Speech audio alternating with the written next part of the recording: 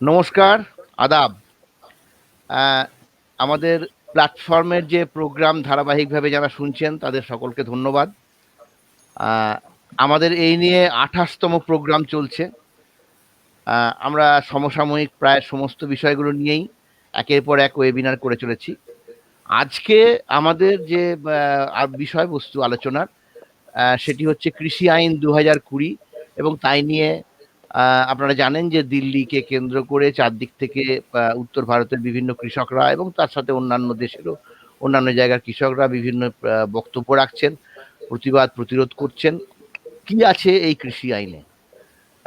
আজকের আলোচনায় বক্তা হিসেবে থাকছেন মূলত দুজন। অলরেডি ইতিমধ্যে আপনারা জানেন, তাদেরকে চেনেন। ডক্টর মইনুল হাসান, উনি চেয়ারম্যান পশ্চিমবঙ্গ রাজ্য সমবায় কৃষি ও গ্রামোন্নয়ন ব্যাংকের। আমাদের সাথে আছেন মানবেশ সরকার। সেই মানবেশ সরকার গবেষক হিসেবে কাজ করেন অনেকদিন ধরেই প্রতীচি ইনস্টিটিউটে। আর আমাদের সাথে রয়েছে শ্রীজ্ঞান সান্যাল, মিউনিক জার্মানি থেকে। ও তো আর্টিফিশিয়াল ইন্টেলিজেন্স নিয়ে কাজ করে, ই গভর্নেন্স থেকে শুরু করে নানান বিষয়, এবং আমাদের প্ল্যাটফর্মের একজন বিশেষজ্ঞ কমিটির সদস্য। ওই অনুষ্ঠানটি পরিচালনা করবে। তো আমি এখন শ্রীজ্ঞান সান্যালকে দায়িত্ব দিয়ে আবার আপনাদের সঙ্গে দেখা হবে অনুষ্ঠানের শেষে। শ্রীজ্ঞান, অনুষ্ঠান শুরু করতে পারেন। ধন্যবাদ অভিজিৎ। অভিজিৎ যেমন বললেন, আজকের আলোচনা একটি সমসাময়িক বিষয় নিয়ে। গত সেপ্টেম্বর মাসে ভারত সরকার ভারতের দুই পার্লামেন্টে 3টি কৃষি আইন প্রস্তাব এবং পাস করিয়ে নেন বিরোধীদের তুমুল প্রতিরোধ সত্ত্বেও। এবং সেই কৃষি আইন নিয়ে পরবর্তীকালে আলোচনা এবং প্রতিরোধ ঘনীভূত হয়েছে, এবং এই সময় আমরা কথা বলছি আজকে 23শে ডিসেম্বর। প্রায়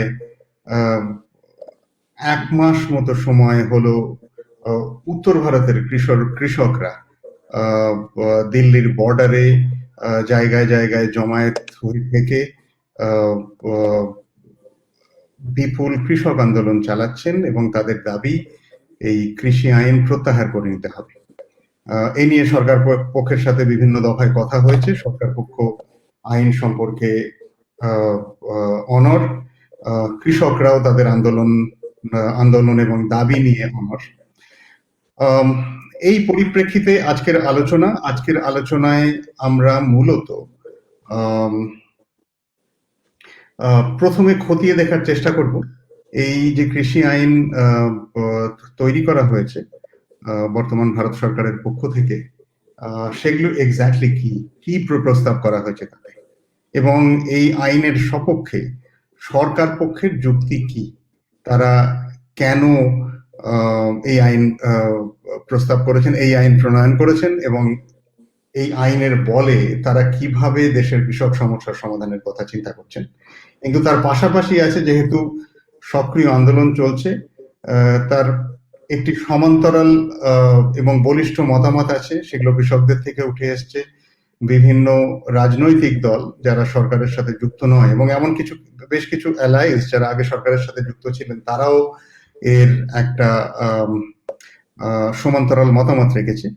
তো আলোচনার এই অংশে আমরা এই ব্যাপারটি বুঝে নেব যে আইনটি কি এক্স্যাক্টলি, সরকার পক্ষের মতামত কি, এবং যারা এই আইন সমর্থন করছেন না, প্রতিবাদী কৃষক এবং বিভিন্ন বিরোধী রাজনৈতিক সংস্থা, তাদের কি বক্তব্য।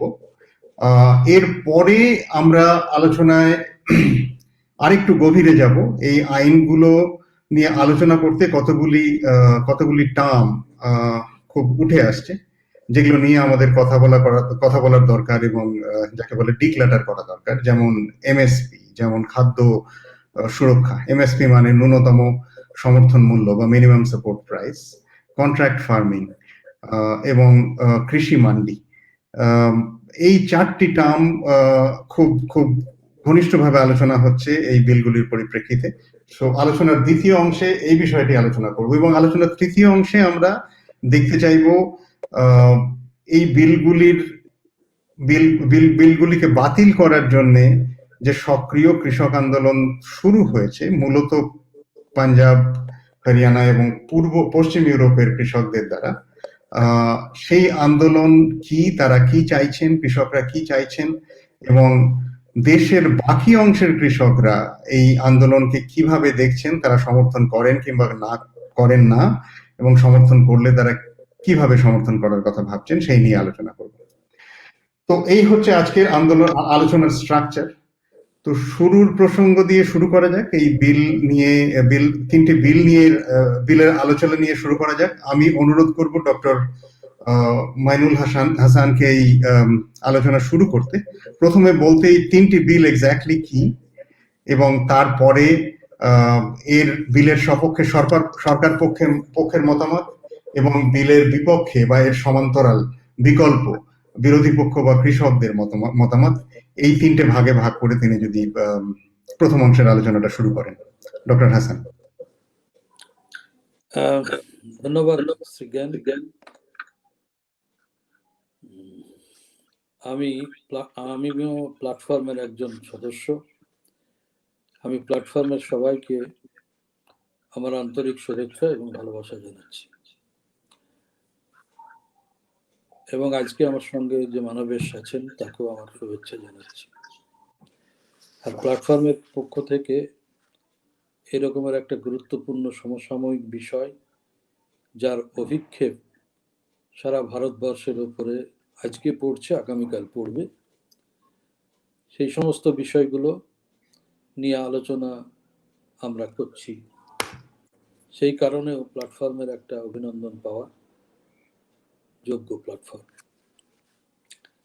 তো আমি যখন আমার আলোচনাটা ঠিক করছিলাম, তখন আমি শ্রীজ্ঞান বাবুর একটা পেয়েছি, কিছুটা ইনস্ট্রাকশন পেয়েছি।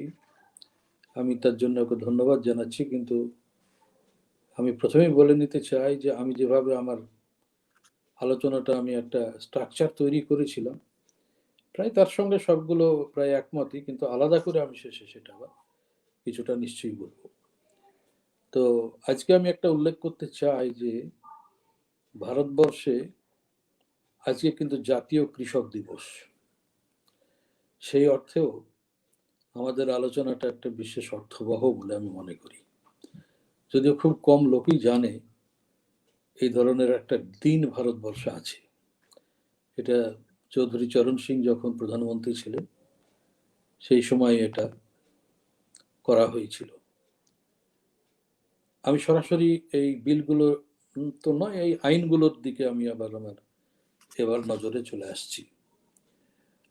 আমি প্রথমেই আমার সহমর্মিতা জানাচ্ছি যারা দিল্লির বিভিন্ন পয়েন্টে হাজার হাজার নয় লক্ষ লক্ষ কৃষক বসে আছেন। দিল্লির এই সময়ে তাপমাত্রা 3 থেকে 4 ডিগ্রি যাতায়াত করছে, প্রচণ্ড হাওয়া আছে। ইতিমধ্যে 50 কৃষক প্রয়াত হয়েছেন, কিন্তু তবুও তারা তাদের দাবি ছাড়তে নারাজ। সরকারের কোনো রকমের প্রলোভন তাদেরকে নোয়াতে পারেনি। মূল স্রোতের সংবাদপত্র কি বলে আমি জানি না, কিন্তু আসল খবর হচ্ছে এই যে দিনের পর দিন কৃষকের সংখ্যা কিন্তু বাড়ছে। গতকাল কি আজকে আমি আর ঠিক মনে পড়ছে না, সকালবেলায় যখন খবরের কাগজ দেখছিলাম, একটা ছবি আমাকে পার্সোনালি আই মুভড। পাঞ্জাব থেকে মায়েরা, যাদের বয়স 50-এর ওপরে সবাই, যিনি একটা জিপ চালাচ্ছিলেন তার বয়স হচ্ছে 60-এর ওপর। ওটা জিপ ভর্তি করে মায়েরা নিজেরা গাড়ি চালিয়ে এই সমাবেশে যোগ দেওয়ার জন্য চলে এসেছেন। সুতরাং এই যে আমরা বলি যে ভারতের প্রকৃত শক্তি রয়েছে গ্রামে, কৃষকের কাছে, এটা যে সত্যিই তা এই সময়তে প্রমাণ হয়। তা আমি আবার তাদের সাধুবাদ জানাচ্ছি, বাহবা জানাচ্ছি, আমি আমার সহমর্মিতা, ভালোবাসা জানাচ্ছি, সমর্থন জানাচ্ছি। যে 3টে আইন এখানে হয়েছে, সে আইনের মধ্যে প্রথমে আমি ধরে নিতে চাই অত্যাবশ্যকীয় পণ্য আইন, the essential commodity amendment act 2020। Essential commodity act এটা কিন্তু আমরা বুঝতে পারি এর পিছনে একটা বড় ক্যানভাস আছে, একটা বড় পরিপ্রেক্ষিত আছে। সেই পরিপ্রেক্ষিত কিন্তু 1943 সাল, আমরা যাকে মন্বন্তর বলি। এই মন্বন্তরে সারা বাংলাতে কি অবস্থা হয়েছিল আমরা জানি। তখন মানুষের মুখে খাদ্য দেওয়াটা একটা বড় ব্যাপার ছিল। দেশ স্বাধীন হয়েছে 47-এ, তখন আমরা খাদ্যে স্বনির্ভর নই। আমরা কি করে মানুষকে আমরা খাবার দেব? পণ্ডিত নেহরুর কাছে এটা একটা চ্যালেঞ্জ ছিল। তখন একটা বড় অংশের খাবার আসতো আমেরিকার কাছ থেকে। 1955 সালে এসেনশিয়াল কমোডিটি অ্যাক্ট চালু হলো। এই এসেনশিয়াল কমোডিটি অ্যাক্ট চালু হওয়ার একটা অন্যতম প্রধান কারণ হচ্ছে খাদ্যে নিরাপত্তা বাড়াতে হবে, যাতে মজুতদাররা অযথা খাদ্য মজুত করতে না পারে। বেআইনি মজুত রুখতে হবে। কার কাছে কত খাদ্য আছে সেটা যাতে ঠিক মতন জানা যায়। কিন্তু আজকে যে এসেনশিয়াল কমোডিটি অ্যাক্ট চালু হয়ে গেছে, পার্লামেন্ট পাশ করেছে, যদিও আপার হাউসে খুবই অগণতান্ত্রিক পদ্ধতিতে এটাকে পাশ করানো হয়েছে। যারা বলতে চেয়েছিলেন তারা বলতে দেননি, ঠিক মতন ভোট চেয়েও ভোট হয়নি। সে অবশ্যই খাদ্য নিরাপত্তাকে বিপন্ন করবে। আর কর্পোরেট সেক্টর তাদেরকে এগ্রি ডলার ইনকাম করতে সাহায্য করবে। আমাদের দৈনন্দিন জীবনের একটা প্রভাব আছে। এই অত্যাবশ্যকীয় পণ্য আইনে একটা লিস্ট আছে, বা লিস্ট ছিল। সেই লিস্টটা কিন্তু লম্বা। আমরা ছোটবেলাতে একটা স্লোগান দিতাম যে কোনো মিছিলে, যে এই সস্তাতে 16টা বা 14টা নিত্য প্রয়োজনীয় জিনিসকে সরকারের পক্ষ থেকে সরবরাহ করতে হবে। এর ভিত্তিটা কিন্তু অত্যাবশ্যকীয় পণ্য আইন। আজকে আপনারা নিশ্চয়ই জানেন যে গম, চাল, আলু, পেঁয়াজ, চিনি, গম, চাল, আলু, পেঁয়াজ, চিনি, এই রকমের আরো কিছুকে পণ্য আইনের বাইরে নিয়ে যাওয়া হয়েছে। তার ফলে কি হচ্ছে? আলু 50 টাকায় কিনতে হবে আপনাকে, কোনো উপায় নেই। পেঁয়াজের দাম 100 টাকা আমি কিনেছি, লঙ্কা 200 টাকা আমি কিনেছি। দাম বাড়বে কমবে। একটা মজার ব্যাপার হচ্ছে, রাজ্য সরকারগুলো এতে কোনো হস্তক্ষেপ করতে পারবে না। আলুর দামে তো করতে পারতো, আলুর দাম কমাতে পারতো। ওয়েস্ট বেঙ্গলের একটা নিজস্ব ব্যাপার আছে যে আলুর দাম কমাতে হতো। সরকার এখন 25 টাকা ভর্তুকি দিয়ে আলু দিচ্ছে বাজারে। তাহলে অত্যাবশ্যকীয় পণ্য আইনের দৈনন্দিন প্রভাব রয়েছে আমাদের জীবনে, আমরা এটা বুঝতে পারছি। কিন্তু এটা একদম সরাসরি হচ্ছে কর্পোরেট সেক্টর, বহুজাতিক সংস্থাগুলো যাতে উপকৃত হয় তার জন্য। এটা ভারত যে খাদ্যে স্বনির্ভর, তার একটা বেসিক বিষয় হচ্ছে অত্যাবশ্যকীয় পণ্য আইন। এটা যদি না থাকতো তাহলে কোনো মতেই হতে পারতো না। যথেষ্ট খাদ্য উৎপন্ন হচ্ছে, কিন্তু এরই সঙ্গে সঙ্গে ওয়্যারহাউসগুলো যে আইন কানুন ছিল সেগুলো শিথিল করে দেওয়া হয়েছে। বিভিন্ন হিমঘর, কেউ জানে যে হিমঘরগুলো কি করে? কেন্দ্রীয় সরকারের আইন পাল্টিয়ে দিয়েছে যাতে পুরো ব্যবসায়িক সংস্থাগুলো, বহুজাতিক সংস্থাগুলো খাদ্যের বাজারে করতে পারে, বিচরণ করতে পারে। তার প্রধান কারণ হচ্ছে যে খাদ্য মানুষের এসেনশিয়াল, এটা লাগবে, এটা ফাটকাবাজি করাটা সবচেয়ে বড় লাভজনক। সেই জন্য এই অত্যাবশ্যকীয় পণ্য আইনকে একেবারে যতখানি নখদন্তহীন করা যায়, কৃষকের এবং সাধারণ মানুষের বিরুদ্ধে করা যায়, এই আইনে কিন্তু তা করা হয়েছে। আমি দ্বিতীয় যেটা বলবো সেটা, যেটা বলা হচ্ছে ই কমার্স, এর পোশাকি নাম হচ্ছে the farmers produce trade and commerce promotion and facilitation act 2020। আরেকবার বলছি, the farmers produce trade and commerce promotion and facilitation act 2020। এখন এটাতে কতগুলো অসম্ভব মজার কথা আছে। বলা হচ্ছে যে বিপণন ব্যবস্থাকে নতুন করে সাজানো হয়েছে।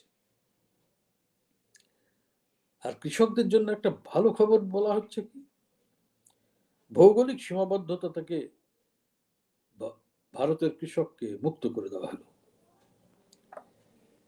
ভারতবর্ষে একটা কমিটি আছে, এপিএমসি বলে, এগ্রিকালচার প্রডিউস মার্কেট কমিটি। 2003 সালে এটা গঠিত হয়েছিল। এরাই এতদিন পর্যন্ত এই ব্যাপারটা চালাতো। এর আইনে অনেক ত্রুটি আছে, কিন্তু এটা অবিলম্বে এই আইনটাকে সংশোধন করার জন্য পার্লামেন্টে বারবার আলোচনা হয়েছে। তাতে পূর্বতন কংগ্রেস মনমোহন সিং এর সরকার, তারাও কর্ণপাত করেনি। আর এই সরকারের তো কোনো প্রশ্নই নেই। এই সরকার তো একটা রীতিমতন লাইন ধরে চলছেন, যারা এই এপিএমসি কে দুর্বল করে দিতে পারলে বাঁচে। এখন ভৌগোলিক সীমাবদ্ধতা মানে এই যে মান্ডির কথাটা আসছে, ভারতবর্ষে 28,000 মান্ডি আছে, কিন্তু 28,000 20,000 কম বেশি হতে পারে, আমি রাউন্ড ফিগারে বলছি। কৃষক মান্ডিতে গিয়ে বাজার তার পণ্য বিক্রি করবে নির্ধারিত মূল্যে। শুনতে খুব ভালো, শুনতে কিন্তু খুব ভালো। এই আইনের ফলে কি হবে? আইনের ফলে হচ্ছে বহুজাতিক সংস্থাগুলো তারা আলাদা করে মান্ডি তৈরি করতে পারবে। আরে বাবা, আমার কৃষক যে মান্ডির কত পার্সেন্টেজ লোক কৃষক মান্ডিতে গিয়ে খাবার বিক্রি করে, খাদ্য বিক্রি, শস্য বিক্রি করে। এখন বলছে কি যে পাশে আমি একটা যদি করি, তাহলে পরে সেখানে আমি বেশি দাম দেবো, আমার কাছে কিনতে যাবে। কবে দিল বেশি দাম? তো মান্ডিগুলো একেবারে অকার্যকর হয়ে গেল। যে লক্ষ লক্ষ কোটি টাকা ব্যয় করে মান্ডি হচ্ছে, আমি এমনি জানি যে এই ওয়েস্ট বেঙ্গল, বিহার, উড়িষ্যা, এসব জায়গাতে খবর নেওয়ার সুযোগ আছে আমার। তো সেখানে আমি দেখেছি যে মান্ডিগুলো কোনো কার্যকরী হচ্ছে না। কোনো জায়গায় আমি দেখেছি মান্ডিতে গ্রামীণ স্বাস্থ্য কেন্দ্র তৈরি হয়ে গেছে। হ্যাঁ, পাঞ্জাব, হরিয়ানা, মহারাষ্ট্রের একটা বড় অংশে মান্ডিগুলো কার্যকরী, কিন্তু সেখানে কৃষকরা খুব বেশি যে সাহায্য পেয়েছে তা কিন্তু নয়। আচ্ছা, আমি প্রকৃতি অর্থে মান্ডি ব্যবস্থা গভর্নমেন্টের তৈরি করা, লক্ষ লক্ষ কোটি টাকা ব্যয় করে সেটাকে উঠিয়ে দেওয়ার জন্য একটা সরকার কি করে এই ই কমার্সের নামে করতে পারে, সেটা হচ্ছে একটা দেশদ্রোহী। তার বিরুদ্ধে বলতে গেলে আমরা সবাই দেশদ্রোহী। আচ্ছা, আমি একটা উদাহরণ দিই। এই যে ই কমার্সের গল্পটা বলা হচ্ছে না, মানুষ সব ভুলে যায়নি। আজ থেকে 30 বছর আগে ভারতে প্রবেশ করেছিল কর্পোরেট সংস্থা পেপসিকো, নিশ্চয়ই আপনাদের মনে আছে। ওরা কি বলেছিল যে প্রথমে পাঞ্জাবে এবং পরে সারা দেশে কোম্পানিটি উদ্যান তৈরি করবে, একটা বিপ্লব ঘটিয়ে ফেলবে। কৃষি ফার্ম থেকে উপভোক্তাদের খাবার থালা পর্যন্ত সমস্ত ব্যাপারটা নিয়ন্ত্রণ করবে পেপসিকো। সাপ্লাই চেন তৈরি করার জন্য তারা কোটি কোটি টাকা লগ্নি করবে। 30 বছর কেটে গেছে। একদম ভারতের শস্যগোলা বলে পরিচিত পাঞ্জাব, সেই পাঞ্জাব দুটো কারণে এখন লিস্টের উপরে আছে। একটা হচ্ছে ক্যান্সার আক্রান্ত কৃষক, আর একটা হচ্ছে কৃষকের আত্মহত্যাতে। সেই পাঞ্জাবের কৃষকরা কিন্তু এসে সিংহ সীমান্তে জড়ো হয়ে আছে। আমি আবারও বলতে চাই, এটা একটা লোক ঠকানো গল্প, কৃষক ঠকানো গল্প ছাড়া কিছু নয়।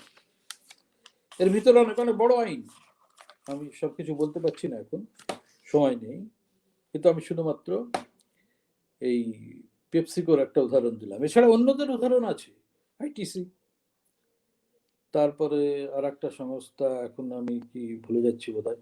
আইটিসি সয়াবিন নিয়ে যা করেছে, হ্যাঁ, কৃষকরা কিচ্ছু পয়সা পায়নি।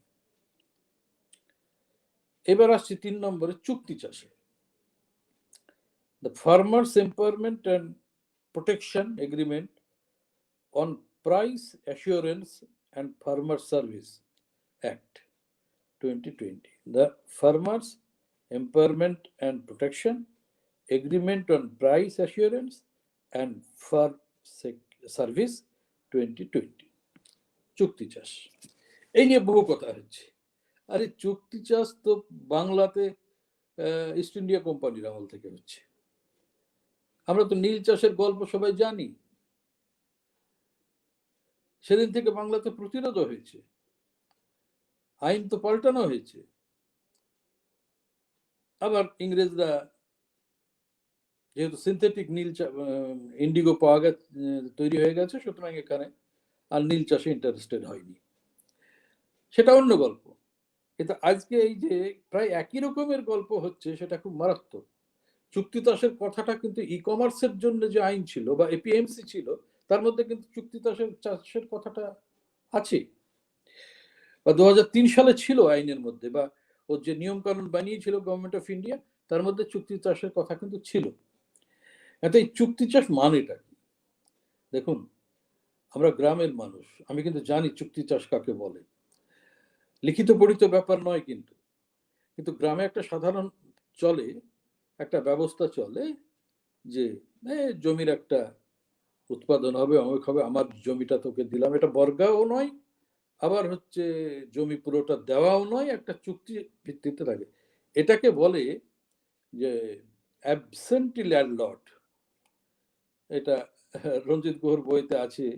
আর আমরা জানি যে যাদের জমি আছে গ্রামের এলাকায়, তারা অনেকে শহরে থাকে, চুক্তির ভিত্তিতে তারা তাদের বন্ধু বান্ধব পরিচিত লোকজনদেরকে চাষ করতে দেয়। এটা এক ধরনের চুক্তি চাষ।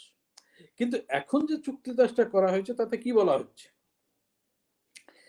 কোনো কৃষক কোনো প্রতিষ্ঠান বা কোম্পানির সঙ্গে লিখিত চুক্তি করবেন, যাতে নির্দিষ্ট করে ফসল বিক্রির শর্ত, গুণমান, সময় ও পেমেন্টের বিষয় উল্লেখ করা থাকবে।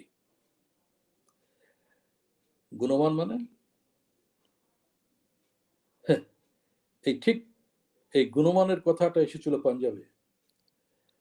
পাঞ্জাবে একটা কোম্পানি চুক্তি করেছিল 1000 টাকা করে বাসমতি চাল কিনবে। তারপরে সেটা বললো যে ঠিক মতন মানের হয়নি, সেজন্য সেটা 800 টাকা হয়েছিল। কৃষকরা বাসমতি চাল 600 টাকা করে বিক্রি করতে বাধ্য হয়েছে। এই তো গুণমান। এই যে আইনের ফাঁকগুলো রয়েছে, এই ফাঁকগুলো গভর্নমেন্ট অফ ইন্ডিয়াকে দেখানো হয়েছিল, তারা কোনো গুরুত্বই দেয়নি। আমি সেই জন্য বলছি যে এই কৃষক, তাদেরকে আইনের বই নিয়ে কতবার কত জায়গাতে ঘুরে বেড়াতে হবে আমি বলতে পারবো না। এই আইনটা হবে 1 বছর থেকে 5 বছরের মধ্যে। 3 নম্বর, এর মধ্যে যদি কোনো ডিসপুট হয়, তাহলে কি হবে? রাজ্যে একটা রেগুলেটরি বডি থাকবে, সেই বডি কিন্তু স্বয়ংসম্পূর্ণ, রাজ্য সরকারের তার উপরে কোনো হাত থাকবে না, এবং তাতে কর্তৃত্ব ফলাবে যাদের সঙ্গে চুক্তি হচ্ছে কৃষকরা নয়, বহুজাতিকরা বা কোম্পানিরা। আর যদি কোনো অসুবিধা হয়, তার জন্য একটা বড় রুলস এই রেগুলেটরি বডি তৈরি করবে। তো এই আইনের কাঠামো বা তার রুলস কিরকম হতে পারে, এটা আমরা বুঝে নিচ্ছি। কৃষক সত্যি কৃতদাসে পরিণত হলো, কৃষকের কোনো স্বাধীনতা থাকলো না, কি ফসল করবে না করবে তার কোনো স্বাধীনতা নেই। তার ফলে কি হবে? তার ফলে খাদ্য নিরাপত্তাটা নষ্ট হবে। কেন? কোম্পানি চাইবে তো তার লাভ, তার চাল উৎপাদন করে, ধান উৎপাদন করে লাভ কি? তার চাইতে পাট করলে তো বেশি লাভ। অর্থকরী ফসল, তুলো যেখানে হবে, তুলো চাষ করলে বেশি লাভ। সে কিসের জন্য ধান করতে যাবে? তাহলে গোটা দেশে ব্যালেন্সটা কোন দিকে চলে যাচ্ছে? তাহলে যে বহু কষ্ট করে ভারতবর্ষের কৃষক, তারা এই খাদ্য নিরাপত্তা নিয়ে এসেছে, ওই চুক্তি চাষের ফলে যেটা দাঁড়াবে, সেটা হচ্ছে খাদ্য নিরাপত্তাটা নষ্ট হয়ে যাবে। বীজ ভান্ডার সবচেয়ে ক্ষতিগ্রস্ত হবে। বীজ ভান্ডার, বীজের কোনো মালিকানা কৃষকের কাছে তো আজও প্রায় নেই। এখন যা আছে তা খুবই ওল্ড সিস্টেম। কৃষককে এই বীজ ভান্ডারের দায়িত্ব এবং অধিকার ফিরিয়ে দেওয়া উচিত। আমরা বহুবার এই সমস্ত ব্যাপারে কণ্ঠ তুলেছি। এখন আমাদের কৃষকরা করছেন, এইগুলো বলছেন। কৃষক আন্দোলনে সেই বীজ ভান্ডার আমাদের অন্যদের হাতে চলে যাবে, মানে বহুজাতিক সংস্থাগুলো। কৃষকের একটার পর একটা জমিতে খরা হবে, কি লাগাবে সেটাই তারা জানে না। নিজ দেশে পরবাসী হবে কৃষক। আমি 76-এর মন্বন্তরের কথা বলেছি 1943 সালের, আর একটা মন্বন্তরের পদধ্বনি আমি নিজে শুনতে পাচ্ছি। আমার ধারণা সবাই মিলে যদি আমরা দেখি তাহলে আমরা সবাই শুনতে পাবো। তা আমি এটা মনে করি যে শুধু কৃষক বিরোধী 3টে আইন নয়, এই 3টে আইন হচ্ছে ভারতবর্ষের প্রত্যেকটা মানুষের বিরুদ্ধে, সে যেই হোক না কেন, আমি চাষ করি অথবা না করি। আমি এইখানে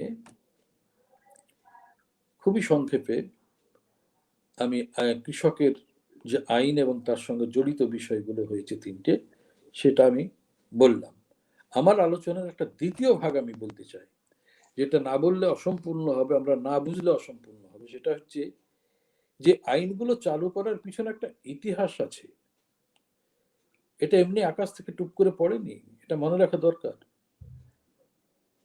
আচ্ছা, 90-এর দশকের শুরু থেকে সারা ভারতবর্ষে একটা নয়া উদারবাদী নীতি নেওয়া হয়েছে ভারতবর্ষের অর্থনীতিতে।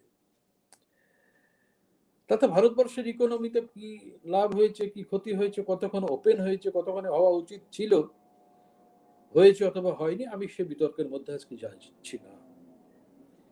তো এই নয়া উদার নীতি চালু হওয়ার সঙ্গে সঙ্গে একটা গুরুত্বপূর্ণ বিষয় কৃষিকে আঘাত করেছে, সেটা হচ্ছে সরকার কৃষি থেকে সরকারি বিনিয়োগ প্রত্যাহার করে দিচ্ছে। এটা আমার মুখের কথা না, প্রতি বছর সরকারের রিপোর্ট দেখলেই বোঝা যাবে। সরকার তো বাজেটের আগে একটা ইকোনমিক সার্ভে বের করে, এবারও বের করবে। সেই ইকোনমিক সার্ভে দেখলেই হলো, একটা মোটা বই, খুব কম লোক পড়ে, কিন্তু একবার দেখলে যারা ইন্টারেস্টেড তারা দেখলেই বুঝবেন যে কৃষিতে কি রকমের সংকটের মধ্যে, কৃষিতে বিনিয়োগ কত কমে গেছে। এর ফলে কৃষিতে সংকট দেখা দিয়েছে। এই সংকট থেকে দেশকে উদ্ধার করতে না পেরে, কৃষককে না পেরে এবং না চেয়ে একবারে সরাসরি বহুজাতিকদের কাছ থেকে সরকার আত্মসমর্পণ করছে। তার ফলে কি দাঁড়িয়েছে? কৃষি উপকরণের দাম বেড়ে গেছে, বীজ, সার, তেল, বীজ তেল তা আকাশ ছোঁয়া। সংকট এত তীব্র যে কৃষক আত্মহত্যা করছে। এটা একটা জাতীয় লজ্জা। 90 দশক থেকে আজ পর্যন্ত 4 লক্ষ কৃষক আত্মহত্যা করছে, পৃথিবীর আর কোথায় আছে? দেয়ার আর ভোটার, দেয়ার আর আওয়ার সিটিজেন, ওরা আমাদের বন্ধু, আমাদের বাবা মা ভাই বোন। এই ফিলিংটা কোথায়? There is no feeling.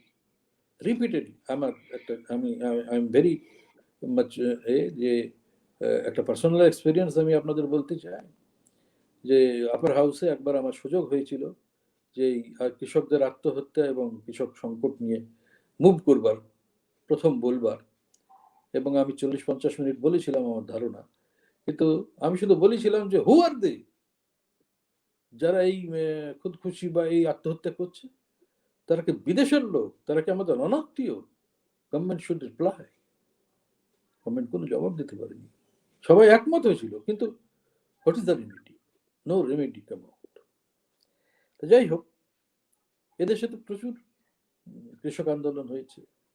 পশ্চিমবাংলায় আমরা জানি তেভাগা হয়েছে, বর্গা আন্দোলন হয়েছে, সারা ভারতবর্ষে হয়েছে। মহারাষ্ট্র কৃষক আন্দোলনের একটা বড় জায়গা। গত ফেব্রুয়ারি মাসে বেটায় নাগপুর থেকে মহারাষ্ট্র পর্যন্ত বিশাল পদযাত্রা হয়েছে, হতেই আছে।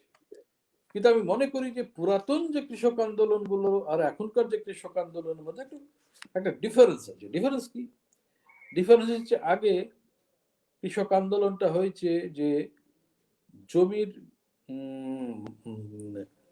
মালিকানার প্রশ্নে, জমিদার এবং বর্গাদার অথবা ভাগিদার এদের সঙ্গে। আর এখন হচ্ছে কৃষকের সঙ্গে সরকারের ফসলের ন্যায্য দরের জন্য। পুরনো লড়াইটা কিন্তু রয়ে গেছে। ভারতবর্ষ সামন্তবাদ এবং পুঁজিবাদ দুটো একসঙ্গে হাত ধরাধরি করে চলে ভারতবর্ষে। এগুলো ভারী কথা না, এটা বাস্তব জীবনের কথা। এই যে হাত ধরাধরি করে চলে, তার ফলে কৃষিতে এই সংকট গুলো এসেছে। এখন ফসলের ন্যায্য দর নিয়ে কথা হচ্ছে, এই যে আন্দোলন হচ্ছে, যে বৃহৎ কৃষক আন্দোলন, সেটা এখন এই যে কৃষক আন্দোলনের কথা শ্রীজ্ঞান বাবু বলছিলেন, সেটা আমি বলতে চাই এইভাবে যে অনেকে বলছেন যে তাহলে তো কৃষক আন্দোলনে মানে এখন যেটা হচ্ছে প্রায় 1 মাস ধরে, এটা কিছুটা ভাটার টান দেখা দিয়েছে। হু টোল্ড ইট? মূল স্রোতের যারা, মেইন স্ট্রিমের যারা খবরের কাগজ, তারা কথা বলছে। তার কারণ তাদের স্বার্থে বহুজাতিকগুলোর সঙ্গে যুক্ত হয়ে আছে। আমি এই সপ্তাহের উইক এবং আউটলুক দেখেছি, দে আর নট ইন্টারেস্টেড। আমি খুব হতাশ হয়েছি। আমি খুব বেশি এক্সপেক্ট আমার নেই, কিন্তু আবার আমি আজকে এবারই এই সংখ্যা ফ্রন্টলাইন দেখলাম, ভালো কভারেজ দিয়েছে। এরকম আমি বলছি, পশ্চিমবাংলার কাগজগুলোর কথা বাদ দিই, আমি পশ্চিমবাংলা বাংলা কাগজ বা অন্যান্য টেলিগ্রাফ বা এই সমস্ত কাগজের কথা আমি বলছি না। এখানে যে কি হেডলাইন হবে আর কি যে ফার্স্ট পেজ হবে, nobody knows। এরা একে অপরের সামলাতে ব্যস্ত আছে, let them do there job. কিন্তু কৃষক আন্দোলন একটা নতুন মাত্রা পেয়েছে, এ বিষয়ে কোনো সন্দেহ নেই। আমি শুনলাম শুধু না, আমি দেখেছি ছবি, যে মহারাষ্ট্র থেকে দলে দলে কৃষকরা যোগ দিচ্ছে। কতদিন এই চলবে আমি বলতে পারি না। এটা কিন্তু কোনো রাজনৈতিক দলের কৃষকদের তত্ত্বাবধানে নয়। শ্রীজ্ঞানবাবু ঠিকই বলেছেন, এখানে সরকার বিরোধী যেমন আছে, একটা তো সংগঠন আছে যতদূর আমি জানি, যারা ব্যাক বাই আরএসএস, তারাও এতে আছে। এই যে কৃষক সংঘর্ষ কমিটি বা সমিতি করেছে, তো এটা একটা ওয়াইড স্পেকট্রাম, এত বড় একটা বড় ক্যানভাস তারা নিয়েছেন। সুতরাং আমি শুধু এই কৃষক আন্দোলনকে সাপোর্ট করি তাই না, আমি আজকে দেখলাম যে পশ্চিমবাংলা সরকার এটাকে সাপোর্ট করেছে। পশ্চিমবাংলায় আমাদের শিক্ষামন্ত্রী তিনি আজকে বললেন যে আমরা কৃষকের এই আন্দোলনকে সমর্থন করছি। এটা খুবই একটা ইতিবাচক দিক আমি মনে করি। অন্যান্য সরকারও কিছু কিছু করেছেন। কেরালা সরকার যেমন নতুন কৃষি আইন তারা তৈরি করবেন বলে ঠিক করেছেন, একটা ড্রাফটও করেছেন, একটা পাস করেছেন, আর একটার জন্য 1 ডে না 2 ডেজ অ্যাসেম্বলি ডাকা হয়েছে। এগুলো খুব ইতিবাচক। তো আমি তো এখন বলতে পারি না, বা আমরা কেউ বলতে পারি না কতদিন এটা চলবে। সরকার যেটা করতে চাইছে, মানে কেন্দ্রীয় সরকার, সেটা সাংঘাতিক খারাপ। ওরা টাইম কিল করতে চাইছে, হোম মিনিস্টারকে দিয়ে বসিয়েছে, কৃষিমন্ত্রীকে দিয়ে বসিয়েছে, প্রাইম মিনিস্টার এখন একদিক দিয়ে বিভিন্ন রকমের মাধ্যমকে ধরে নিয়ে তারা কাজ করছে, অন্য দিক দিয়ে তারা কৃষকদের এই আন্দোলনটাকে ভেঙে ফেলতে চাইছে, যেটা সরকারি ব্যবস্থাপনায় খুব সহজে এটা করা যায়, কিন্তু এখন পর্যন্ত করতে পারেনি। এটা আমাদের কাছে অত্যন্ত আশার একটা দিক, এবং আমি মনে করি যে ভারতবর্ষের গণ আন্দোলনে একটা নতুন বিষয় যুক্ত হতে যাচ্ছে। এইবার আমি তো অনেকগুলো কথা বললাম, তার সঙ্গে সঙ্গে আমি শ্রীজ্ঞান কয়েক মিনিটের মধ্যে শ্রীজ্ঞান বাবু যে একটা আমার কাছে লিস্ট পাঠিয়েছিলেন, আমি তার জন্য ধন্যবাদ জানাচ্ছি। আমি তার সবগুলো এখন বলতে পারবো না, তার কারণ মানবেশ ইজ ওয়েটিং। তো আমি দু একটা কথা বলবো। একটা বিষয় দেখবে যে হোয়াট ইজ অল্টারনেটিভ, বিকল্প কি। আরে বাবা, ভারতবর্ষে সম্পূর্ণ ভূমি সংস্কারই একমাত্র বিকল্প। এটার আমি ব্যাখ্যা করছি না, এটার মানে কি, কিভাবে হতে পারে, সে অন্য প্রশ্ন।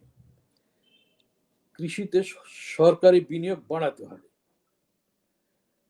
ফসলের ন্যায্য দর দিতে হবে। ন্যায্য দর কি, লাভজনক দর কি, এই নিয়ে বহু বিতর্ক হয়েছে, আমি নিজেই বিতর্কের সঙ্গে যুক্ত। কিন্তু কৃষকের যাতে ভালো হয়, কৃষকের বেশি কিছু চাই না, তার সংসারটা যাতে ভালো হয়, ছেলে মেয়েকে লেখাপড়া শেখাতে পারে, নিজে দুবেলা দুমুঠো খেয়ে পরে বাঁচতে পারে, তার জন্য একটা ব্যবস্থা করতে হবে। তো আত্মহত্যাটা কাম্য নয়। আর আমি আর একটা জিনিসের সঙ্গে নিজে খুবই যুক্ত ছিলাম, সেটা হচ্ছে ডক্টর স্বামীনাথন কে নিয়ে একটা কমিটি হয়েছিল পার্লামেন্টে, এটা সরকারের থেকেই করা হয়েছিল। তিনি 5-6 ভলিউমের একটা বিরাট প্রস্তাব দিয়েছিলেন। সেটা শুধু মেনে নেওয়া না, মেনে তো অনেকেই নিল, কিন্তু সেটাকে যথার্থ কার্যকরী করতে হবে। উনি যা প্রস্তাব দিয়েছিলেন কৃষি সংস্কারের জন্য, সেটা একটা ইম্পর্টেন্ট ডকুমেন্ট। এই ডকুমেন্ট যারা দেখেছে, গান থ্রু করেছে বা কিছুটা পড়াশোনা করেছে, তারা জানে যে আগামী দিনে ভারতবর্ষে কৃষি সংস্কারের মূল বীজটা ওর মধ্যে লুকোনো আছে। একটা জিডিপির ভালো সংখ্যা যদি না কৃষি থেকে আসে, কৃষি হচ্ছে এখন পর্যন্ত এমপ্লয়মেন্টের সবচেয়ে বড় ক্ষেত্র, কিন্তু সবচেয়ে বেশি নেগলেক্টেড। আমাদের এই মাইন্ডসেটটাকে পাল্টাতে হবে। গভর্নমেন্টের এই যদি মাইন্ডসেট না পাল্টায় তাহলে কিন্তু খুব মারাত্মক হবে। আর এই কৃষকের আত্মহত্যায় ঠেকাতে হবে। এটা শুধু মুখে বললে হয় না, এটা একটা পার্সপেক্টিভ তৈরি করতে হয়, একটা প্যারাডাইম চেঞ্জ করতে হয়। তা নাহলে একটা পারসেপশন, নতুন বেঁচে থাকার পারসেপশন দিতে হবে। সিকিউরিটি এখানে সঙ্গে যুক্ত আছে। আমি বিকল্প বলতে এইগুলো বুঝি। সেকেন্ড হচ্ছে আরেকটা ব্যাপার, আমি বোধহয় আমি কি ঠিক বুঝেছি কিনা, যে সরকার কৃষকদের সাহায্য করবে কেন? কাকে সাহায্য করবে? আরে কৃষকরা ভোট দিয়ে সরকার করলো আর তুমি পালিয়ে যাবে ভোট নিয়ে? কৃষক is the first stakeholder একটা গভর্নমেন্ট তৈরি করার পিছনে। সে যেই হোক না কেন, যার গভর্নমেন্টই হোক না কেন, ডান বাম মধ্য জোট অজোট যেই সরকারে থাকুক না কেন, হুএভার প্রাইম মিনিস্টার ইজ, কৃষক হচ্ছে ফার্স্ট স্টেক হোল্ডার গভর্নমেন্ট তৈরি। সেই কৃষককে বাঁচানোর দায়িত্ব তোমার, তোমার জিম্মেদারি। তাহলে তুমি কৃষককে সাহায্য করবে না তো কাকে করবে? কাকে করবে? হাজার হাজার কোটি কোটি টাকা যারা ব্যাংক থেকে মেরে দিয়ে বিদেশে চলে যাচ্ছে, তাদের একটু ধরে আনবার কোনো নেই, সাহস নেই, কোনো ব্যবস্থা নেই। আর আমার কৃষক যারা গভর্নমেন্ট তৈরি করছে তাদেরকে আমি নেগলেক্ট করতে পারি না। This is for simple reason. সেই জন্য কৃষককে সাহায্য করতে হবে। এত বড় দেশ, কৃষি প্রধান দেশ, শুধুমাত্র এই কারণের জন্য দেশ উচ্ছন্নে যাবে, চলতে পারে না। শুধুমাত্র কতগুলো দালাল আর বহুজাতিক সংস্থা পুঁজিপতির উপর নির্ভর করলে পৃথিবীর বহু দেশের চেহারা আলাদা হয়েছে। আর একটা আমি কথা বলি, হ্যাঁ, এমএসপি, মিনিমাম সাপোর্ট প্রাইস, সর্বনিম্ন সহায়ক মূল্য কত হতে পারে? গভর্নমেন্ট প্রতি বছর ঘোষণা করে। আপনি এটা শুনে রাখুন আমার কাছে, এই আইনগুলোর মধ্যে এমএসপি সংক্রান্ত কোনো আলোচনা নেই। ওরা একটা কমিটি করেছিল এমএসপি সম্পর্কে এই আইনগুলো আনার আগে। সেই কমিটির একটা রিকমেন্ডেশন হচ্ছে মাত্র নাকি 6% কৃষক এতে উপকৃত হয়। সুতরাং এই এমএসপি রাখবার কোনো যুক্তি নেই। এখন চাপে পড়ে সবাই বলছে এমএসপি আছে, থাকবে, আগামী আবার ঘোষণা করছি আমি, ইত্যাদি ইত্যাদি। 1867 টাকা কুইন্টাল হচ্ছে ধানের এমএসপি। কত তো ধান বিক্রি হচ্ছে গ্রামে যান? 1000, 1100, 1200, নট মোর দ্যান দ্যাট। সুতরাং এটা একটা হোক্স, এই এমএসপি তুলে দেবে। আচ্ছা, কৃষক মান্ডিগুলোর পাশে যান, কৃষি মান্ডিগুলো, সেখানে কি অবস্থা? কৃষক এই মিনিমাম সাপোর্ট প্রাইস পাচ্ছে? হ্যাঁ ঠিক, আমরা বলছি চেক নাও ধান দাও, এটা খুব গুড স্লোগান, ওয়েস্ট বেঙ্গলে দেওয়া হয়েছে, কিন্তু তার মধ্যে জল আছে, তার মধ্যেও কৃষক সবকিছু পাচ্ছে না। এগুলো ঠেকাতে হবে, একটা প্রশাসনিক ব্যাপার এগুলো রয়েছে। কিন্তু একটা আইনে তুমি তো বলতে পারলে না যে আমি প্রতি বছর এমএসপি ঘোষণা করব, অথবা তুমি তো আইন করে বলতে পারছো না। এমএসপির জন্য আলাদা আইন আনতে পারতে, যে এমএসপি দেবে না কৃষক যদি কমপ্লেন করেতে পানিশমেন্ট হবে, বলতে পারছো না তো। তার কারণ হচ্ছে এমএসপিটা সরাসরি কৃষকের পক্ষে যাবে, আর যদি এমএসপি না মানা হয় তাহলে তোমার বন্ধুদের পক্ষে যাবে। তাহলে এইরকমের একটা অবস্থাতে সারা দেশের কৃষক দাঁড়িয়ে আছে। আমি আমার পক্ষে যতখানি সম্ভব এটা বললাম। আমি আবারও বলছি, যারা আছেন এবং শুনছেন তাদের সবাইকে আমার অভিনন্দন, নমস্কার, সালাম। আর হচ্ছে যে কৃষকরা এই রকমের একটা তীব্র সত্য প্রবাহের মধ্যে বসে আছে দিল্লির উপকণ্ঠে, আমি তাদেরকে আমার উষ্ণ অভিনন্দন জানাচ্ছি। আমার ইচ্ছা হয় যে এর মধ্যে যে কোনো দিন আমি একবার গিয়ে ওই কৃষকদের সামনে দাঁড়াবো, শুধু দেখে আসবো যে কি রকম শক্তি নিয়ে তারা ওখানে দাঁড়িয়ে আছে। অনেকে মনে করছে যে শুধু পাঞ্জাব এবং হরিয়ানার আন্দোলন, একেবারে ঠিক না। মধ্যপ্রদেশ থেকে, রাজস্থান থেকে, একটা বিশাল, ঠিক উত্তর ভারতের একটা বিশাল এলাকা থেকে দিল্লিতে চলে আসছে কৃষকরা। আমি আজকে দেখলাম যে কৃষকদের খাবার কি ব্যবস্থা হয়েছে, ঘন্টায় প্রচুর রুটি তৈরি হচ্ছে, একটা মেশিন বসে গেছে ওখানে। আমি তো আশ্চর্য হয়েছিলাম শুনে এবং খুব আনন্দিত হয়েছিলাম যে প্রথম কদিন ওখানে দরগায়, মসজিদ এবং চার্চগুলো থেকে কৃষকদেরকে খাবার সাপ্লাই করা হচ্ছে। এই তো ভারত, এই কৃষকের মধ্যেই তো ভারত লুকিয়ে রয়েছে। এই ভারতকে আমাদের নারিশ করতে হবে, এই ভারতকে আমাদের এগিয়ে নিয়ে যেতে হবে। এই জন্য কৃষক আন্দোলনের আমি একজন প্রবক্তা এবং আমি তাদের সমর্থন করবার জন্য সবার কাছে অনুরোধ করব। আপনাদের সবাইকে আমার শুভেচ্ছা এবং নমস্কার জানাচ্ছি। ধন্যবাদ। ডক্টর হাসান, ধন্যবাদ। কৃষি বিল এবং কৃষক আন্দোলনের সাথে যুক্ত বিভিন্ন বিষয়গুলি ছুঁয়ে দেখার জন্য এবং আপনার বক্তব্য রাখার জন্য। একটু বিস্তারিত আলোচনা করব কয়েকটি বিষয় নিয়ে এবং মানবেশ আপনার কাছে যাব একটি বিষয় নিয়ে, সেটি হচ্ছে কৃষি সুরক্ষা। ডক্টর হাসান উল্লেখ করেছেন কৃষি সুরক্ষা ব্যবস্থা এই আইনের প্রভাবে ক্রমশ বিপর্যস্ত হতে যাবে। আমি যদি একটা মানে ফ্রেমওয়ার্ক করার কথা ভাবি কৃষি সুরক্ষা নিয়ে, মূলত আমি ভুল হতে পারি, কিন্তু আমার ধারণায় কৃষি সুরক্ষা, ভারতবর্ষের কৃষি সুরক্ষা গত 50 বা 70 বছরে যেভাবে তৈরি হয়েছে মূলত 3টি পিলারের উপর দাঁড়িয়ে আছে। একটা হচ্ছে এমএসপি, কৃষককে ন্যূনতম বা ন্যায্য দাম দেওয়া। দ্বিতীয় হচ্ছে সরকারি প্রকিউরমেন্ট, সরকার কৃষককে নির্দিষ্ট দাম দিয়ে অত্যাবশ্যকীয় কৃষি পণ্য তারা অধিগ্রহণ করছেন বা কিনে নিচ্ছেন। এটা হচ্ছে দ্বিতীয় পয়েন্ট, মানে গভর্নমেন্ট প্রকিউরমেন্ট। এবং তৃতীয় পয়েন্ট হচ্ছে পিডিএস, পাবলিক ডিস্ট্রিবিউশন সিস্টেম, যাতে করে রেশনিং ব্যবস্থার মধ্যে দিয়ে সারা দেশে মূলত দরিদ্র মানুষের মধ্যে খাবার ন্যায্য মূল্যে বা ক্রয়যোগ্য মূল্যে বিতরণ করার ব্যবস্থা আছে, বিক্রি করা হচ্ছে। এখন এই আইনগুলো আপনি কিভাবে দেখেন? এই স্পেসিফিক আইনটি যেটার কথা ডক্টর হাসান বলেছেন, যে এসেনশিয়াল কমোডিটিজ অ্যামেন্ডমেন্ট অ্যাক্ট 2020, এই নির্দিষ্ট আইন, এই যে 3টি পিলার ভারতীয় কৃষি সুরক্ষা এবং খাদ্য সুরক্ষার, সেগুলোকে কিভাবে ব্যাহত করছে? মানে এটা আমার ধারণা। এর বাইরে যদি আপনার অন্য কোনো বক্তব্য থাকে যে অন্য কোনো ভাবে ব্যাহত হবে ভারতের কৃষি খাদ্য সুরক্ষা, আপনি প্লিজ সে ব্যাপারেও বলবেন। মানবেশ,